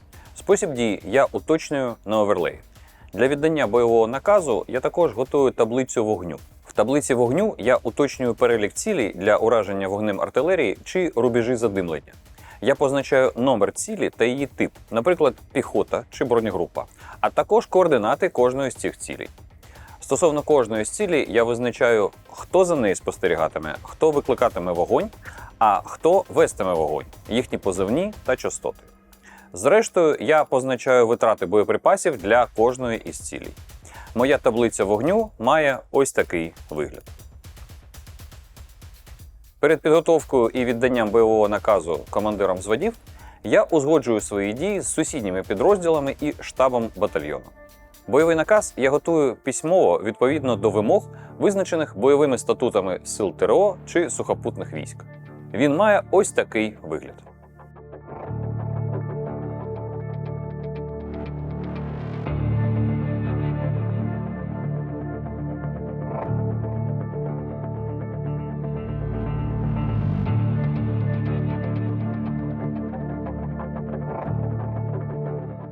Прибули командири підрозділів, і я готовий до віддання бойового наказу. Вільно. Панове, я капітан Андрій Барсуков, командир 2-ї стрілецької роти 7-го окремого батальйону ТРО. Для початку перевіримо, чи всі на місці. Заступник командира роти з морально-психологічного забезпечення. Я. Головний сержант роти. Я. Технік роти. Я. Сержант з матеріально-технічного забезпечення. Я. Старший бойовий медик. Я. Командир 1-го стрілецького взводу. Я. 2-го стрілецького взводу. Я. Командир 3-го стрілецького взводу. Я. Командир мінометного взводу. Я. Командир протитанкового відділення. Я. Командир відділення БПЛА. Я. Всі на місцях. Панове офіцери, панове сержанти, слухай бойовий наказ на бій смерть сатани. Прошу підійти ближче командирів взводів та відділень. Решті бути за ними. Для початку хочу пересвідчитися, чи виконані всі накази, які були у попередньому бойовому розпорядженні. Командир 3-го стрілецького взводу. Я. Як проведена розвідка? На ВОПах Степан і Сірий облаштовано 2 спостережних пости. Вогневі позиції танка викрито. З 5-ю стрілецькою ротою взаємодія організована. Головний сержант роти. Є. Що у вас з поповненням запасів? Командири, боєкомплект отриман. Автомобільна техніка буде заправлена через 2 години. Технік роти. Я. Чи справні у нас автомобілі? Через 2 години завершуємо ремонт пікапа 1-го стрілецького взводу. Решта на ходу. Старший бойовий медик. Я. Що у вас? Залишилось підвести 15 аптечок на заміну старих. До 3-ї години всіх укомплектуємо. Панове офіцери, панове сержанти, ми пересвідчились, що у нас зроблено все для підготовки до бою. Наголошую, що згідно розрахунку часу, готовність до виконання завдання 5 година 24 квітня. Орієнтую щодо району виконання бойового завдання та району інтересу. Район виконання бойового завдання. Від району розташування нашої роти Сади біля населеного пункту Свістунівка. Східна околиця лісу Токарів. Далі. На північ вздовж лісосмуги. Пам'ятник у Новопреображеному. Вздовж лісосмуги до висоти 198,6. Далі. На південний захід. Вздовж польової дороги до болота. Далі на північний захід до дамби. Піщаний кар'єр. Висота 171,9. перехрестя польових доріг південніше болота, ліс, виключно урочище Федотівка і до висоти 199,9. В районі діє 5-та стрілецька рота, це опорний пункт Степан та Сірий, а також мінометна батарея нашого 7-го окремого батальйону ТРО, яка має вогневі позиції біля висоти 173.0. У вищевказаному районі знаходиться опорний пункт противника «Сатана», вогневі позиції мінометного взводу противника, бронегрупа противника у складі 2 БМП, а також спостережний пост. Район інтересу. Від населеного пункту Свістунівка, Руїни, Новопреображене, Північна дамба і виключно ліс Прищепний. Під час виконання завдання ми не матимемо авіаційної підтримки. Стосовно вогневої підтримки артилерією. Нас підтримує мінометна батарея 7-го окремого батальйону ТРО без мінометного взводу. Район вогневих позицій знаходиться в районі висоти 173,0. Ми в першому пріоритеті. Час реагування 5-7 хвилин. Також нас підтримує 2-га самохідна артилерійська батарея 2С1 2-го самохідного артилерійського дивізіону 24-ї окремої механізованої бригади. Район вогневих позицій батареї в районі висоти 198,6. Ми також знаходимося в першому пріоритеті. Час реагування 5-10 хвилин. Резерви старшого командира, які можуть нас підтримувати, відсутні. Приступаємо до висновків з оцінювання обстановки. Щодо перешкод. Місцевість в районі виконання бойового завдання є відкритою, середньопересіченою, з численними лісосмугами і має багато ґрунтових доріг. Серед тактичних перешкод це мінні поля перед взводними опорними пунктами противника, а також власні мінні поля. Оскільки проробити проходи у мінно-вибухових загородженнях противника нема чим, для виконання бойового завдання необхідно планувати обхід їх з флангів. Щодо коридорів мобільності та шляхів підходу. В районі виконання бойових завдань роти розвинена система польових доріг. Це дозволяє мати кілька маршрутів для висування і розгортання як в пішому порядку, так і на техніці. Усі ці польові дороги – потенційні коридори мобільності для підрозділів роти. Швидкість пересування в пішому порядку від 4 до 5 км, на автомобілях від 30 до 50 км. Наявні коридори мобільності формують 2 шляхи підходи до взводного опорного пункту «Сатана» з його лівого та правого флангу. В районі оборони противника також велика кількість польових доріг. Місцевість дозволяє мати також 2 шляхи підходу резервів противника до взводного опорного пункту «Сатана». Швидкість пересування в пішому порядку також від 4 до 5 км на годину, на бойовій техніці від 25 до 30 км на годину, на автомобілях від 30 до 50 км на годину. Ключовою ділянкою місцевості є взводний опорний пункт «Степан» 5-ї роти нашого батальйону, який розміщений в найвищій точці виконання бойового завдання, висота 189,3, із якої ведеться спостереження і коригування вогню нашої артилерії і мінометів. Нам важливо організувати спостереження з цієї ж висоти. Контроль цієї висоти виключає приховані дії противника перед переднім краєм оборони 5-ї роти нашого батальйону та дозволяє виявити вогневі позиції у взводному опорному пункті «Сатана». Щодо умов спостереження та ведення вогню. З панівних висот ми можемо виявляти рух резервів противника. Однак і противник матиме можливість спостерігати за нашими пересуваннями і розгортаннями для переходу в наступ. Умови ведення вогню в районі виконання бойового завдання дозволяють вести ефективний вогонь артилерією, обмежуючись лише її дальністю. Для ефективного ведення вогню зі стрілецької зброї та гранатометів необхідно враховувати наявність полів видимості та мертвих зон, обумовлену особливостями рельєфу, в першу чергу ділянки місцевості перед фронтом взводного опорного пункту противника «Сатана». Це означає, що нам потрібно планувати приховане пересування вздовж лісосмуг, а також застосовувати дими для маскування дій своїх підрозділів, для осліплення противника, а також для введення його в оману стосовно дій своїх підрозділів. Щодо захисних і маскувальних властивостей місцевості. В цілому місцевість в районі виконання бойового завдання є відкритою. Водночас вздовж доріг є багато лісосмуг. У цій порі року якраз розпускається листя на деревах, що додатково маскує пересування підрозділів вздовж маршрутів висування.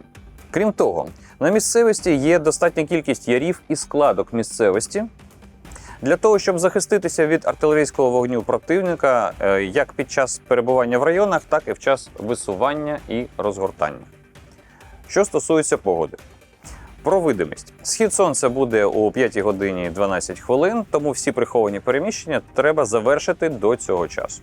Вітер буде максимальною швидкістю 2,8 метрів на секунду. Це суттєво не вплине на виконання бойового завдання чи дії противника, а також дозволить застосовувати артилерію для задимлення визначених рубежів. Близько 8 години ранку, 24 квітня, має розпочатися дощ. Це може обмежити можливість противника здійснювати маневр по більшості польових доріг та може ускладнити інженерне обладнання позицій у захопленому взводному опорному пункті противника. Хмарність помірна, що обмежує можливості використання БПЛА. Температура складатиме від 9 до 15 градусів за Цельсієм з вологістю повітря близько 70%, що суттєво не впливає на виконання бойового завдання чи дії противника. Щодо цивільних факторів. Біля району зосередження роти селище Свистунівка. Тамтешня сільська рада евакуйована, і нам невідомо, як налаштоване цивільне населення. Якщо противник виявить район зосередження роти, то він зможе завдати вогневого ураження артилерією, що може призвести до втрат серед цивільного населення. Для того, щоб убезпечити мешканців села, я попереджаю їх, щоб вони перебували в укритті. Перейдемо до противника. На 2 рівні вище від противника, що нам протистоятиме, ми маємо перший мотострілецький батальйон 100-го мотострілецького полку. Він має завдання обороняти район оборони на 1 кілометр північно-західніше від висоти 117,0, 200 метрів північно-східніше висоти 171,7 і висота 102,0. І відбити наступ синіх з метою не допустити прориву синіми оборони в напрямку траси Р-66 Сватово-Нижня Дуванка. Перший мотострілецький батальйон 100-го мотострілецького полку складається з 3 мотострілецьких рот, мінометної батареї та доданої танкової роти. Дії першого мотострілецького батальйону підтримує самохідно-артилерійський дивізіон 2С1. Батальйон налічує БМП до 12 одиниць, МТЛБ 4 одиниці, АГС-17 4 одиниці, ПКМ 8 одиниць, танків Т-72Б3 до 4 одиниць, кількість особового складу 380 військовослужбовців. Схематично покажу, як діє батальйон противника. Перша мотострілецька рота має завдання знищити синіх з метою не допустити прориву оборони червоних. Третя мотострілецька рота противника має завдання блокувати наступ синіх з метою недопущення виходу синіх у проміжок з першою мотострілецькою ротою. Друга мотострілецька рота противника має завдання провести контратаку з метою відновлення переднього краю оборони противника. При цьому перша мотострілецька рота діє на напрямку зосередження основних зусиль мотострілецького батальйону. На 1 рівень вище ми маємо мотострілецьку роту першого мотострілецького батальйону. Рота має завдання обороняти опорний пункт 1 кілометр південно-східніше озера, 300 метрів північніше опушки лісу Прищепний та висота 171,2. І знищити синіх з метою не допустити прориву оборони червоних в напрямку Новопреображенна, висота 171,2. Структура першої мотострілецької роти першого мотострілецького батальйону така.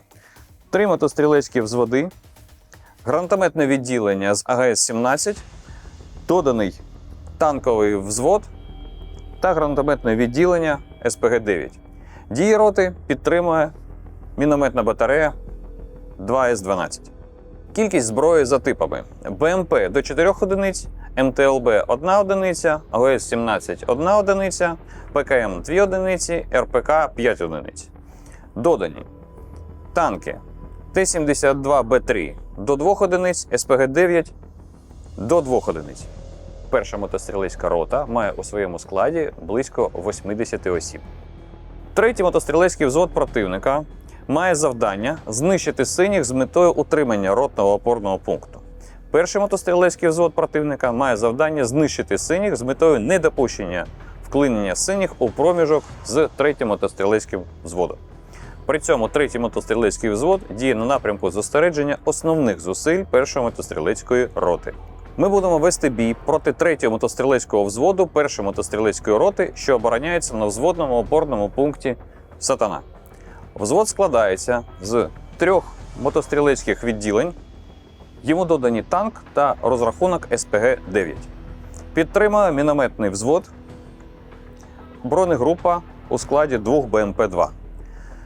Можлива кількість зброї за типами: БМП-2 – 1 одиниця, ПКМ – 2 одиниці, РПГ-7 – 3 одиниці. Додані танк Т-72Б3 – 1 одиниця та СПГ-9 – 1 одиниця. Кількість особового складу – до 40 військовослужбовців. Третє мотострілецьке відділення противника має завдання знищити синіх з метою утримання правого флангу взводного опорного пункту. Перше мотострілецьке відділення противника має завдання знищити синіх з метою утримання взводного опорного пункту. Друге мотострілецьке відділення противника має завдання знищити синіх з метою недопущення обходу синіми взводного опорного пункту з його лівого флангу. При цьому третє мотострілецьке відділення діє на напрямку зосередження основних зусиль третього мотострілецького взводу. Коротко про спроможності противника. Щодо розвідки. За допомогою БПЛА «Орлан-10» противник може швидко виявляти і передавати інформацію про наше розташування та пересування. Це може призвести до ураження наших підрозділів ворожою артилерією, тому нам слід маскувати наш наступ і пересування в темний час доби, а також застосовуватиме дими та інші інструменти введення противника в оману. Щодо маневру. Противник має гусеничні броньовані машини, наявність яких разом з сприятливими умовами місцевості дозволяє противнику швидко пересуватися між опорними пунктами для перевезення піхоти, введення вогню, підвезення боєприпасів. Однак із дощем після 8 ранку його мобільність буде обмежена. Щодо вогневої підтримки. У противника є бронегрупа на БМП, яка вогнем може зупинити атаку нашої роти. Противник може уразити особовий склад та автомобілі з гармат БМП-2 на відстані до 4 км. Крім того, дії мотострілецьких підрозділів противника підтримуватиме мінометний взвод 120 мм мінометів і самохідний артилерійський дивізіон 100-го мотострілецького полку 2С1. Щодо забезпечення. Противник має обмежене постачання боєприпасів та пально-мастильних матеріалів. Це дає нам підстави вважати, що ворог буде економити боєприпаси. Щодо інженерних загороджень. Мінно-вибухові загородження противника влаштовані перед фронтом взводного опорного пункту «Сатана». Отже, ми будемо атакувати противника з флангу або з тилу. Інформації стосовно системи управління противника у нас обмаль. Однак, з огляду на те, що противник тривалий час веде бойові дії, я припускаю, що командири мають належний досвід управління підпорядкованими підрозділами. Це дає нам підстави очікувати, що підрозділи противника будуть належно керованими. Аналіз противника дозволив визначити його сильні та слабкі сторони. Серед сильних сторін противника – наявність БМП і танка в районі взводного опорного пункту «Сатана». Ці бойові машини можуть на великій відстані уразити підрозділи нашої роти, які висуваються для атаки, і підрозділи, що атакують. Щоб нейтралізувати їхній вплив, я спланував розвідку і ураження танка і БМП вогнем артилерії до початку атаки. Крім того, як сильну сторону я визначаю наявність мінометів, якими противник може уразити підрозділи нашої роти під час висування та переходу в атаку. Це означає, що ми маємо виявити район вогневих позицій мінометів противника та спланувати знищення їхніх розрахунків артилерії. До сильних сторін противника я також залічую засоби радіоелектронного подавлення, якими можуть бути подавлені радіомережі нашої роти. Щоб не залишитися без зв'язку, маємо використати встановлені раніше сигнали управління. Перед переднім краєм оборони противника мінно-вибухові загородження, що вимагає планувати атаку у фланги взводного опорного пункту противника. Для цього я зробив запит до командира батальйону на ведення інженерної розвідки на напрямку майбутньої атаки з метою виявлення ділянок без мінно-вибухових загороджень. Слабкою стороною противника є великі проміжки між взводними опорними пунктами. Це дає нам можливість планувати атаку з обох флангів. Отже, ми можемо використати один з флангів для введення противника в оману, при цьому атакувати противника з протилежного флангу. Також слабкою стороною противника є обмежені резерви роти. Ми пам'ятаємо, що противник зазнав втрат, і зараз його резервами є лише бронегрупа у складі 2 БМП. Це дозволить нашим підрозділам, які діють на різних напрямках, досягти мети з мінімальною протидією з боку резервів роти противника. Виходячи з проведеного аналізу, ймовірний спосіб дій противника буде таким. Противник, ймовірно, буде на нас очікувати на напрямку Земляна дамба, висота 173. Противник розраховуватиме на те, що атака на вказаному напрямку буде підтримуватись вогнем з взводного опорного пункту Степан. Противник буде зустрічати наші підрозділи, які наступають, вогнем зі стрілецької зброї, гранатометів, бойових машин та танка. Крім того, дії піхоти противника будуть підтримувати гармати та міномети. Для відбиття атаки і недопущення просування наших підрозділів противник буде використовуватиме бронегрупу. Можливі контратаки резервами батальйону і навіть полку противника. Атаку наших підрозділів у проміжок між ВОПами Сатана та Кікімора противник буде відбивати вогнем наявної зброї з обох опорних пунктів. Танк противника буде вести фланговий вогонь з вогневої позиції поряд з ВОПом Сатана. БМП противника на Сатані буде вести вогонь в напрямок ВОПу Степан, оскільки саме з нього противник очікуватиме вогонь на підтримку атакуючих підрозділів, а можливо й атаку. Противник зосередить зусилля на недопущенні вклинення атакуючих підрозділів шляхом ведення флангового вогню з обох опорних пунктів, а також діями бронегрупи, яка з лісосмуги в квадраті 9046 може вести вогонь по підрозділах, що висуваються для атаки у фланг опорного пункту Сатана. По підрозділах, що атакують, буде вести вогонь мінометний взвод противника та артилерія.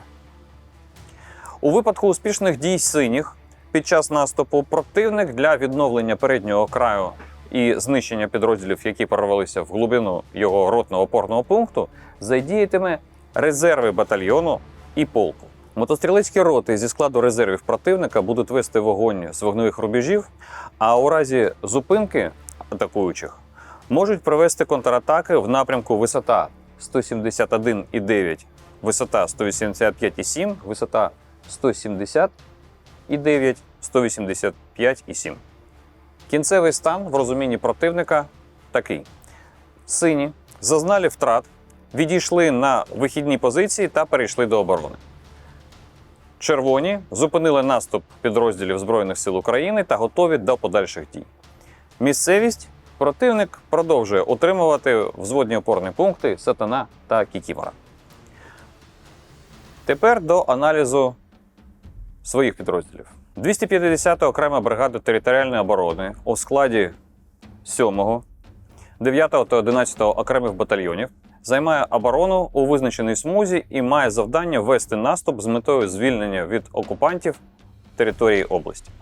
При цьому 9-й батальйон територіальної оборони має завдання прорвати оборону противника на напрямку Новочервоне-Олександрівка з метою створення умов для ведення в бій 11-го батальйону 2-го ешелону 250-ї бригади.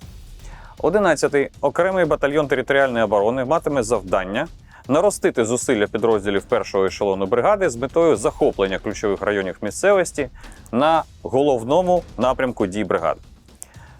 7-й окремий батальйон територіальної оборони в складі 1-ї, 2-ї, 3-ї, 4-ї та 5-ї стрілецьких рот, роти вогневої підтримки, мінометної батареї має завдання захопити опорні пункти на передньому краї оборони противника, з метою змусити противника використати резерви 1-го мотострілецького батальйону та 100-го мотострілецького полку.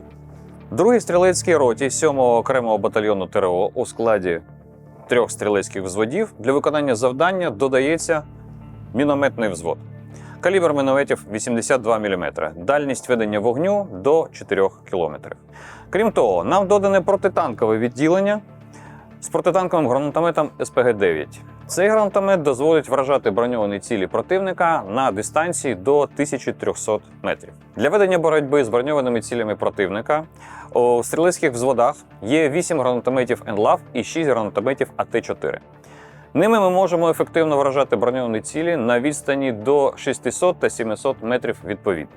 У моєму підпорядкуванні є відділення БПЛА з квадрокоптера.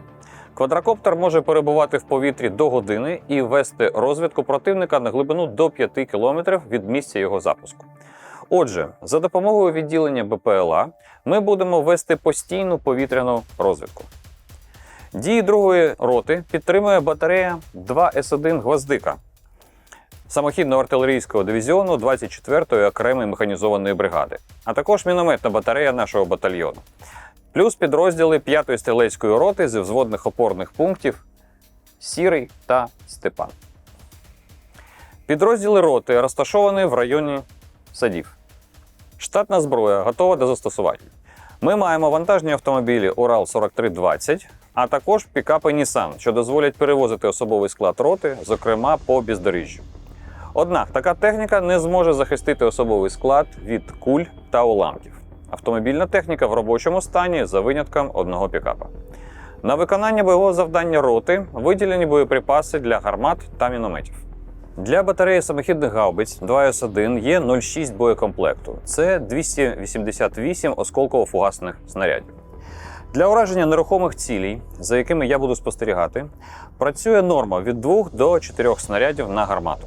Такими цілями для мене є танк, БМП, 3 мінометні розрахунки мінометного взводу на вогневих позиціях, бронегрупа противника на вогневому рубежі у складі 2 БМП, загалом 7 цілей. Я рахуватиму снаряди за максимальною нормою – 4 снаряди на ціль на гармату. Під час розрахунку я також беру до уваги пристрілювання, на яке потрібно від 5 до 6 снарядів на ціль. Таким чином, для знищення або подавлення 7 цілей мені необхідно 210 снарядів. Я також маю подавити піхоту противника на взводно-опорному пункті «Сатана» під час атаки. Для цього я використовую 48 снарядів, резерв – 30 снарядів. Також ми отримуємо один боєкомплект для мінометного взводу. Це 240 осколково-фугасних мін калібру 82 мм. Для знищення відкрито розташованої піхоти, за якою ми можемо спостерігати, необхідно 112 мін. Тобто кількістю мін, яку ми отримаємо, можна знищити 2 групи відкрито розташованої піхоти противника. Такі групи – це піхота, що відходить з позицій, або резерв, що висувається до ВОПу «Сатана». 24 димові снаряди калібру 122 мм дозволять за умов помірного південно-західного вітру поставити димову завісу на межі 100 метрів тривалістю від 18 до 24 хвилин. Друга рота укомплектована особовим складом на 90%. Під час відновлення боєздатності підрозділ був доукомплектований. Однак більшість бійців мають тривалий бойовий досвід. З огляду на це підрозділ є згуртованим і мотивованим. Мотивація і згуртованість є нашими сильними сторонами. Крім того, сильною стороною є підготовлені командири взводів. Слабкою стороною роти є відсутність броньованої техніки та недостатня захищеність особового складу під час пересування автомобільним транспортом. Серед командирів відділень 3 не мають бойового досвіду. Розглянемо завдання, які виконуються силами і засобами старшого командира. Підрозділи 5-ї стрілецької роти 7-го окремого батальйону 250-ї окремої бригади ТРО обороняють ВОПи Сірий, Степан та Жора. І мають завдання створити вигідні умови для наступу та підтримати з опорних пунктів Сірий та Степан наступ 2-ї стрілецької роти. І так, бойове завдання нашої роти.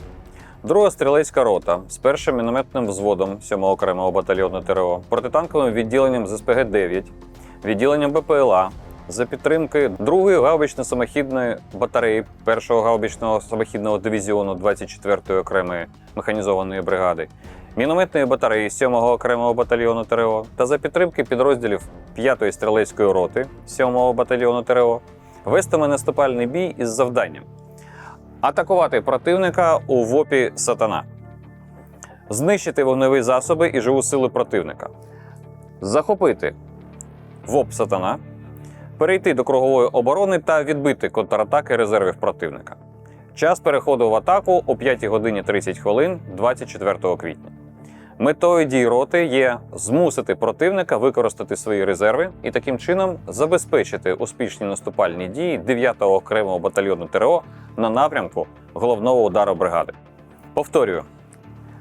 2-га стрілецька рота з 1-м мінометним взводом 7-го окремого батальйону ТРО, протитанковим відділенням з СПГ-9, відділенням БПЛА за підтримки 2-ї гаубично-самохідної батареї 1-го гаубично-самохідного дивізіону 24-ї ОМБР, мінометної батареї 7-го окремого батальйону ТРО та за підтримки підрозділів 5-ї стрілецької роти 7-го окремого батальйону ТРО вестимуть наступальний бій з завданням атакувати ВОП противника «Сатана», знищити вогневі засоби і живу силу противника, захопити взводний опорний пункт, перейти до кругової оборони та відбити контратаки резервів противника. Час переходу в атаку о 5 ранку 30 хвилин 24 квітня. Метою дій роти є змусити противника використати свої резерви і таким чином забезпечити успішні наступальні дії 9-го окремого батальйону ТРО на напрямку головного удару бригади. Я маю намір здійснити завчасне приховане висування 2 стрілецьких взводів у вихідне положення для наступу. В подальшому ввести противника в оману шляхом атаки 3-м взводом в напрямку Дамба, висота 185,7. Під прикриттям вогнем 5-ї стрілецької роти із взводних опорних пунктів Сірий, Степан та Жора 2 взводами атакувати противника у ВОПі «Сатана» з його лівого флангу і розгромити його. В подальшому перейти до кругової оборони. Основними завданнями для мене є приховано висунутись і зайняти вихідне положення для наступу. Ввести противника в оману стосовно напрямку наступу. Зайняти сплановані вогневі рубежі і вести вогонь з них по противнику у ВОПі «Сатана».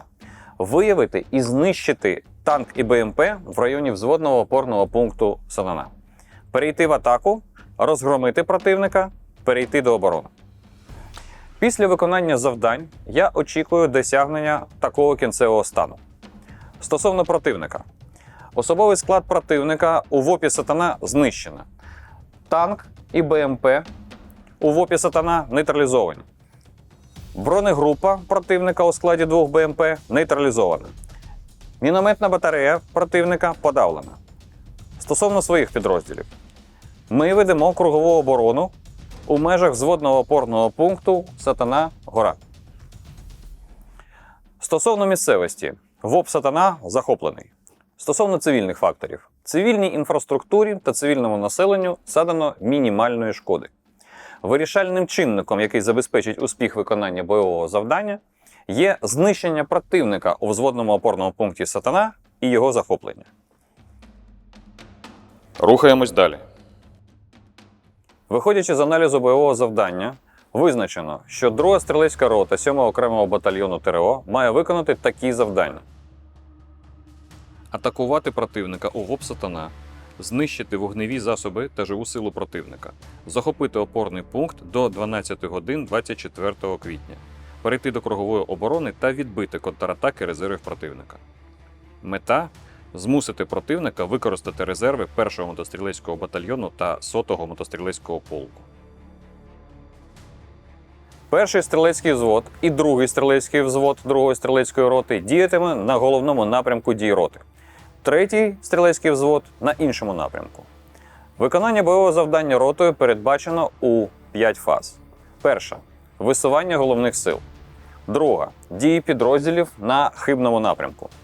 Третя – знищення танка і БМП противника у ВОПі «Сатана» вогнем артилерії під час вогневої підготовки атаки.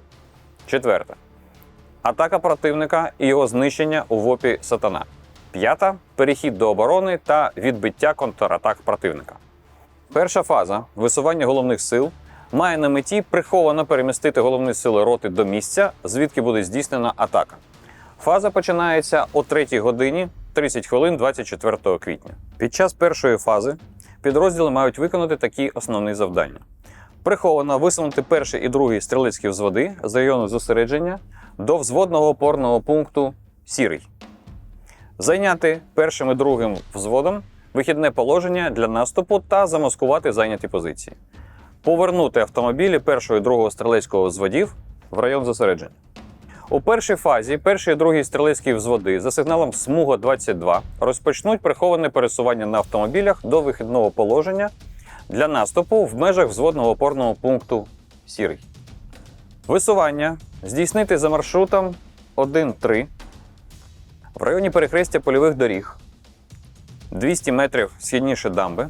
Особовий склад першого і другого стрілецьких взводів спішується, приховано займає і маскує вихідну позицію в межах ВОПу «Сірий». В цей час автомобілі повертаються в район зосередження. Після зайняття вихідного положення для наступу перший стрілецький взвод 5-ї стрілецької роти проробить і позначить для першого і другого взводів 2-ї роти прохід номер 1 через свої мінно-вибухові загородження перед переднім краєм ВОПу «Сірий». Прохід буде підготовлений і позначений до 5-ї ранку, 24 квітня.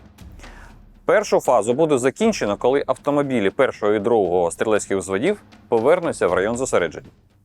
Далі. Друга фаза – дії підрозділів на хибному напрямку. Метою другої фази є введення в оману противника стосовно напрямку наступу шляхом створення видимості атаки на хибному напрямку між опорними пунктами противника «Сатана» та «Кікімора». Фаза розпочнеться з поверненням автомобілів першого і другого взводів до району зосередження. В межах другої фази підрозділи мають виконувати такі основні завдання. Здійснити вогневу підготовку атаки на хибному напрямку. Висунути колону підрозділів роти на хибний напрямок. Задимити артилерію визначені рубежі на хибному напрямку наступу. Вести демонстраційні наступальні дії в проміжках між опорними пунктами «Сатана» та «Кікімора». За сигналом «Небо-44» мінометна батарея 7-го батальйону та 2-га гаубична самохідна артилерійська батарея 24-ї ОЕБР відкриють огонь по підрозділах противника. Вони будуть вести вогонь з тимчасових вогневих позицій по танку ціль 01 та БМП ціль 02 у разі їх виявлення, та по піхоті противника на правому фланзі опорного пункту «Сатана» ціль 012 та на лівому фланзі опорного пункту «Кікімора» ціль 013. Крім того, по противнику з метою його подавлення відкриють вогонь вогневі засоби зі взводних опорних пунктів «Степан» та «Жора». За тим же сигналом «Небо-44» третій стрілецький взвод з автомобілями першого і другого взводу для імітації більшої кількості підрозділів розпочне висування з району зосередження по маршруту 1-2. Висування буде здійснюватись групами по 2-3 автомобілі. При цьому автомобілі першого і другого стрілецьких взводів будуть без особового складу, оскільки особовий склад на той же час буде перебувати на вихідній позиції в межах взводного опорного пункту «Сірий». Автомобілі будуть розосереджені вздовж лісосмуги 1 км південніше висоти 189,3. Після того, як особовий склад 3-го стрілецького взводу разом з протитанковим відділенням спішиться, автомобілі групами по 2-3 одиниці займуть визначений район. Автомобілі 1-го і 2-го стрілецького взводів 100 метрів північніше висоти 173,0. Автомобілі 3-го стрілецького взводу в районі перехрестя польових доріг. 3-й стрілецький взвод разом з протитанковим відділенням в пішому порядку дістанеться лісосмуги в районі висоти 188,4. Взвод частиною сил з протитанковим відділенням приховано висунеться до вогневого рубежу номер 1 і займе його. Іншою частиною висунеться уздовж лісосмуги на південь до висоти 188,4 до північної околиці лісу, звідки знищить спостережний пост противника, захопить та буде утримувати перехрестя доріг. За сигналом Поляна 11, 3-й стрілецький взвод відійде до північної околиці лісу. До початку атаки спостережного посту між взводними опорними пунктами противника за викликом командира 3-го взводу сигнал ДИМ-99, цілі 100 і 101. Артилерійська батарея 24-ї окремої бригади відкриє вогонь димовими снарядами для задимлення рубежу номер 1 на лівому фланзі взводного опорного пункту противника Кікімора та рубежу номер 2 на правому фланзі опорного пункту Сатана. Другу фазу буде завершено з захопленням спостережного посту противника між опорними пунктами Сатана та Кікімора. Третя фаза – знищення танку і БМП противника в районі ВОПу Сатана. Вона має на меті знищення танка і БМП противника на ВОПі Сатана вогнем артилерії під час вогневої підготовки атаки. Фаза розпочнеться із захопленням спостережного посту противника між ВОПами Сатана та Кікімора. Під час третьої фази підрозділи мають виконати такі основні завдання. Продовжити вогневу підготовку атак. Провести дорозвідку противника, виявити танки БМП на позиціях в районі ВОПу Сатана. Уразити танки БМП противника вогнем артилерії. Продовжити демонстраційні дії 3-го стрілецького взводу на хибному напрямку атаки. У випадку неураження танка і БМП артилерією під час вогневої підготовки атаки організувати дорозвідку цілей, спланувати їх ураження в ході атаки. На світанку зусилля усіх сил і засобів розвідки буде зосереджено на виявленні танка і БМП всередині чи поблизу взводного опорного пункту Сатана. Артилерія веде вогонь по танку ціль 001 та БМП ціль 002. Відділення БПЛА забезпечує коригування вогню і контроль результатів вогневого враження цілей. 3-й стрілецький взвод продовжує демонстраційні дії в межах захопленого спостережного посту противника. У разі неураження танка і БМП артилерією під час вогневої підготовки атаки організуємо дорозвідку цілей і сплануємо їх ураження стрілецькими взводами в ході атаки. Третю фазу має бути завершено із знищенням танка та БМП або витратою виділених для цього боєприпасів артилерії. Четверта фаза. Атака противника, знищення противника у взводному опорному пункті Сатана. Ця фаза має на меті атаку і знищення противника у взводному опорному пункті Сатана. Фаза має розпочатися за сигналом «Старт 77». Під час цієї фази мої підрозділи мають виконати такі основні завдання. Завершити вогневу підготовку атаки та перейти до вогневої підтримки.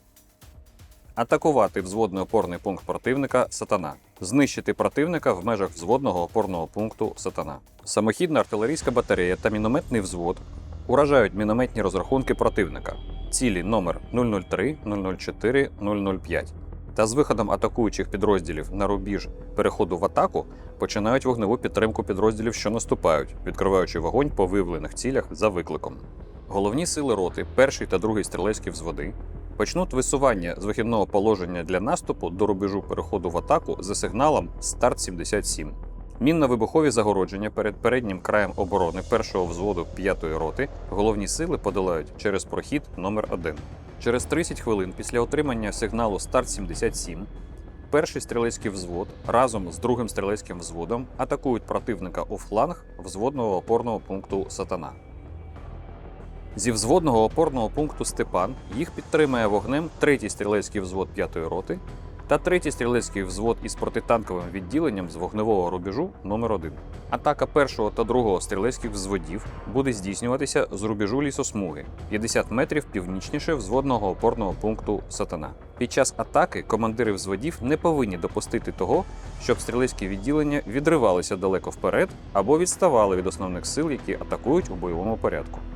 Якщо під час вогневої підготовки атаки не вдасться знищити танки БМП противника у опорному пункті Сатана, згадані цілі уражають протитанкові групи 2-го стрілецького взводу, озброєні НЛАВ та АТ-4, та протитанкове відділення СПГ-9, яке додано 3-му стрілецькому взводу.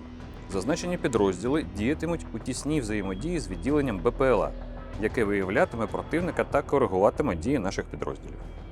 У разі виходу бронегрупи противника у правий фланг 1-го стрілецького взводу, БМП противника знищувати вогнем артилерійської батареї за викликом. Цілі номер 006-007. Наявними протитанковими засобами та продовжувати захоплення опорного пункту Сатана. Одночасно з переходом 1-го та 2-го взводів в атаку Їхні дії почне підтримувати вогнем 3-й стрілецький взвод з протитанковим відділенням з вогневого рубежу номер 1.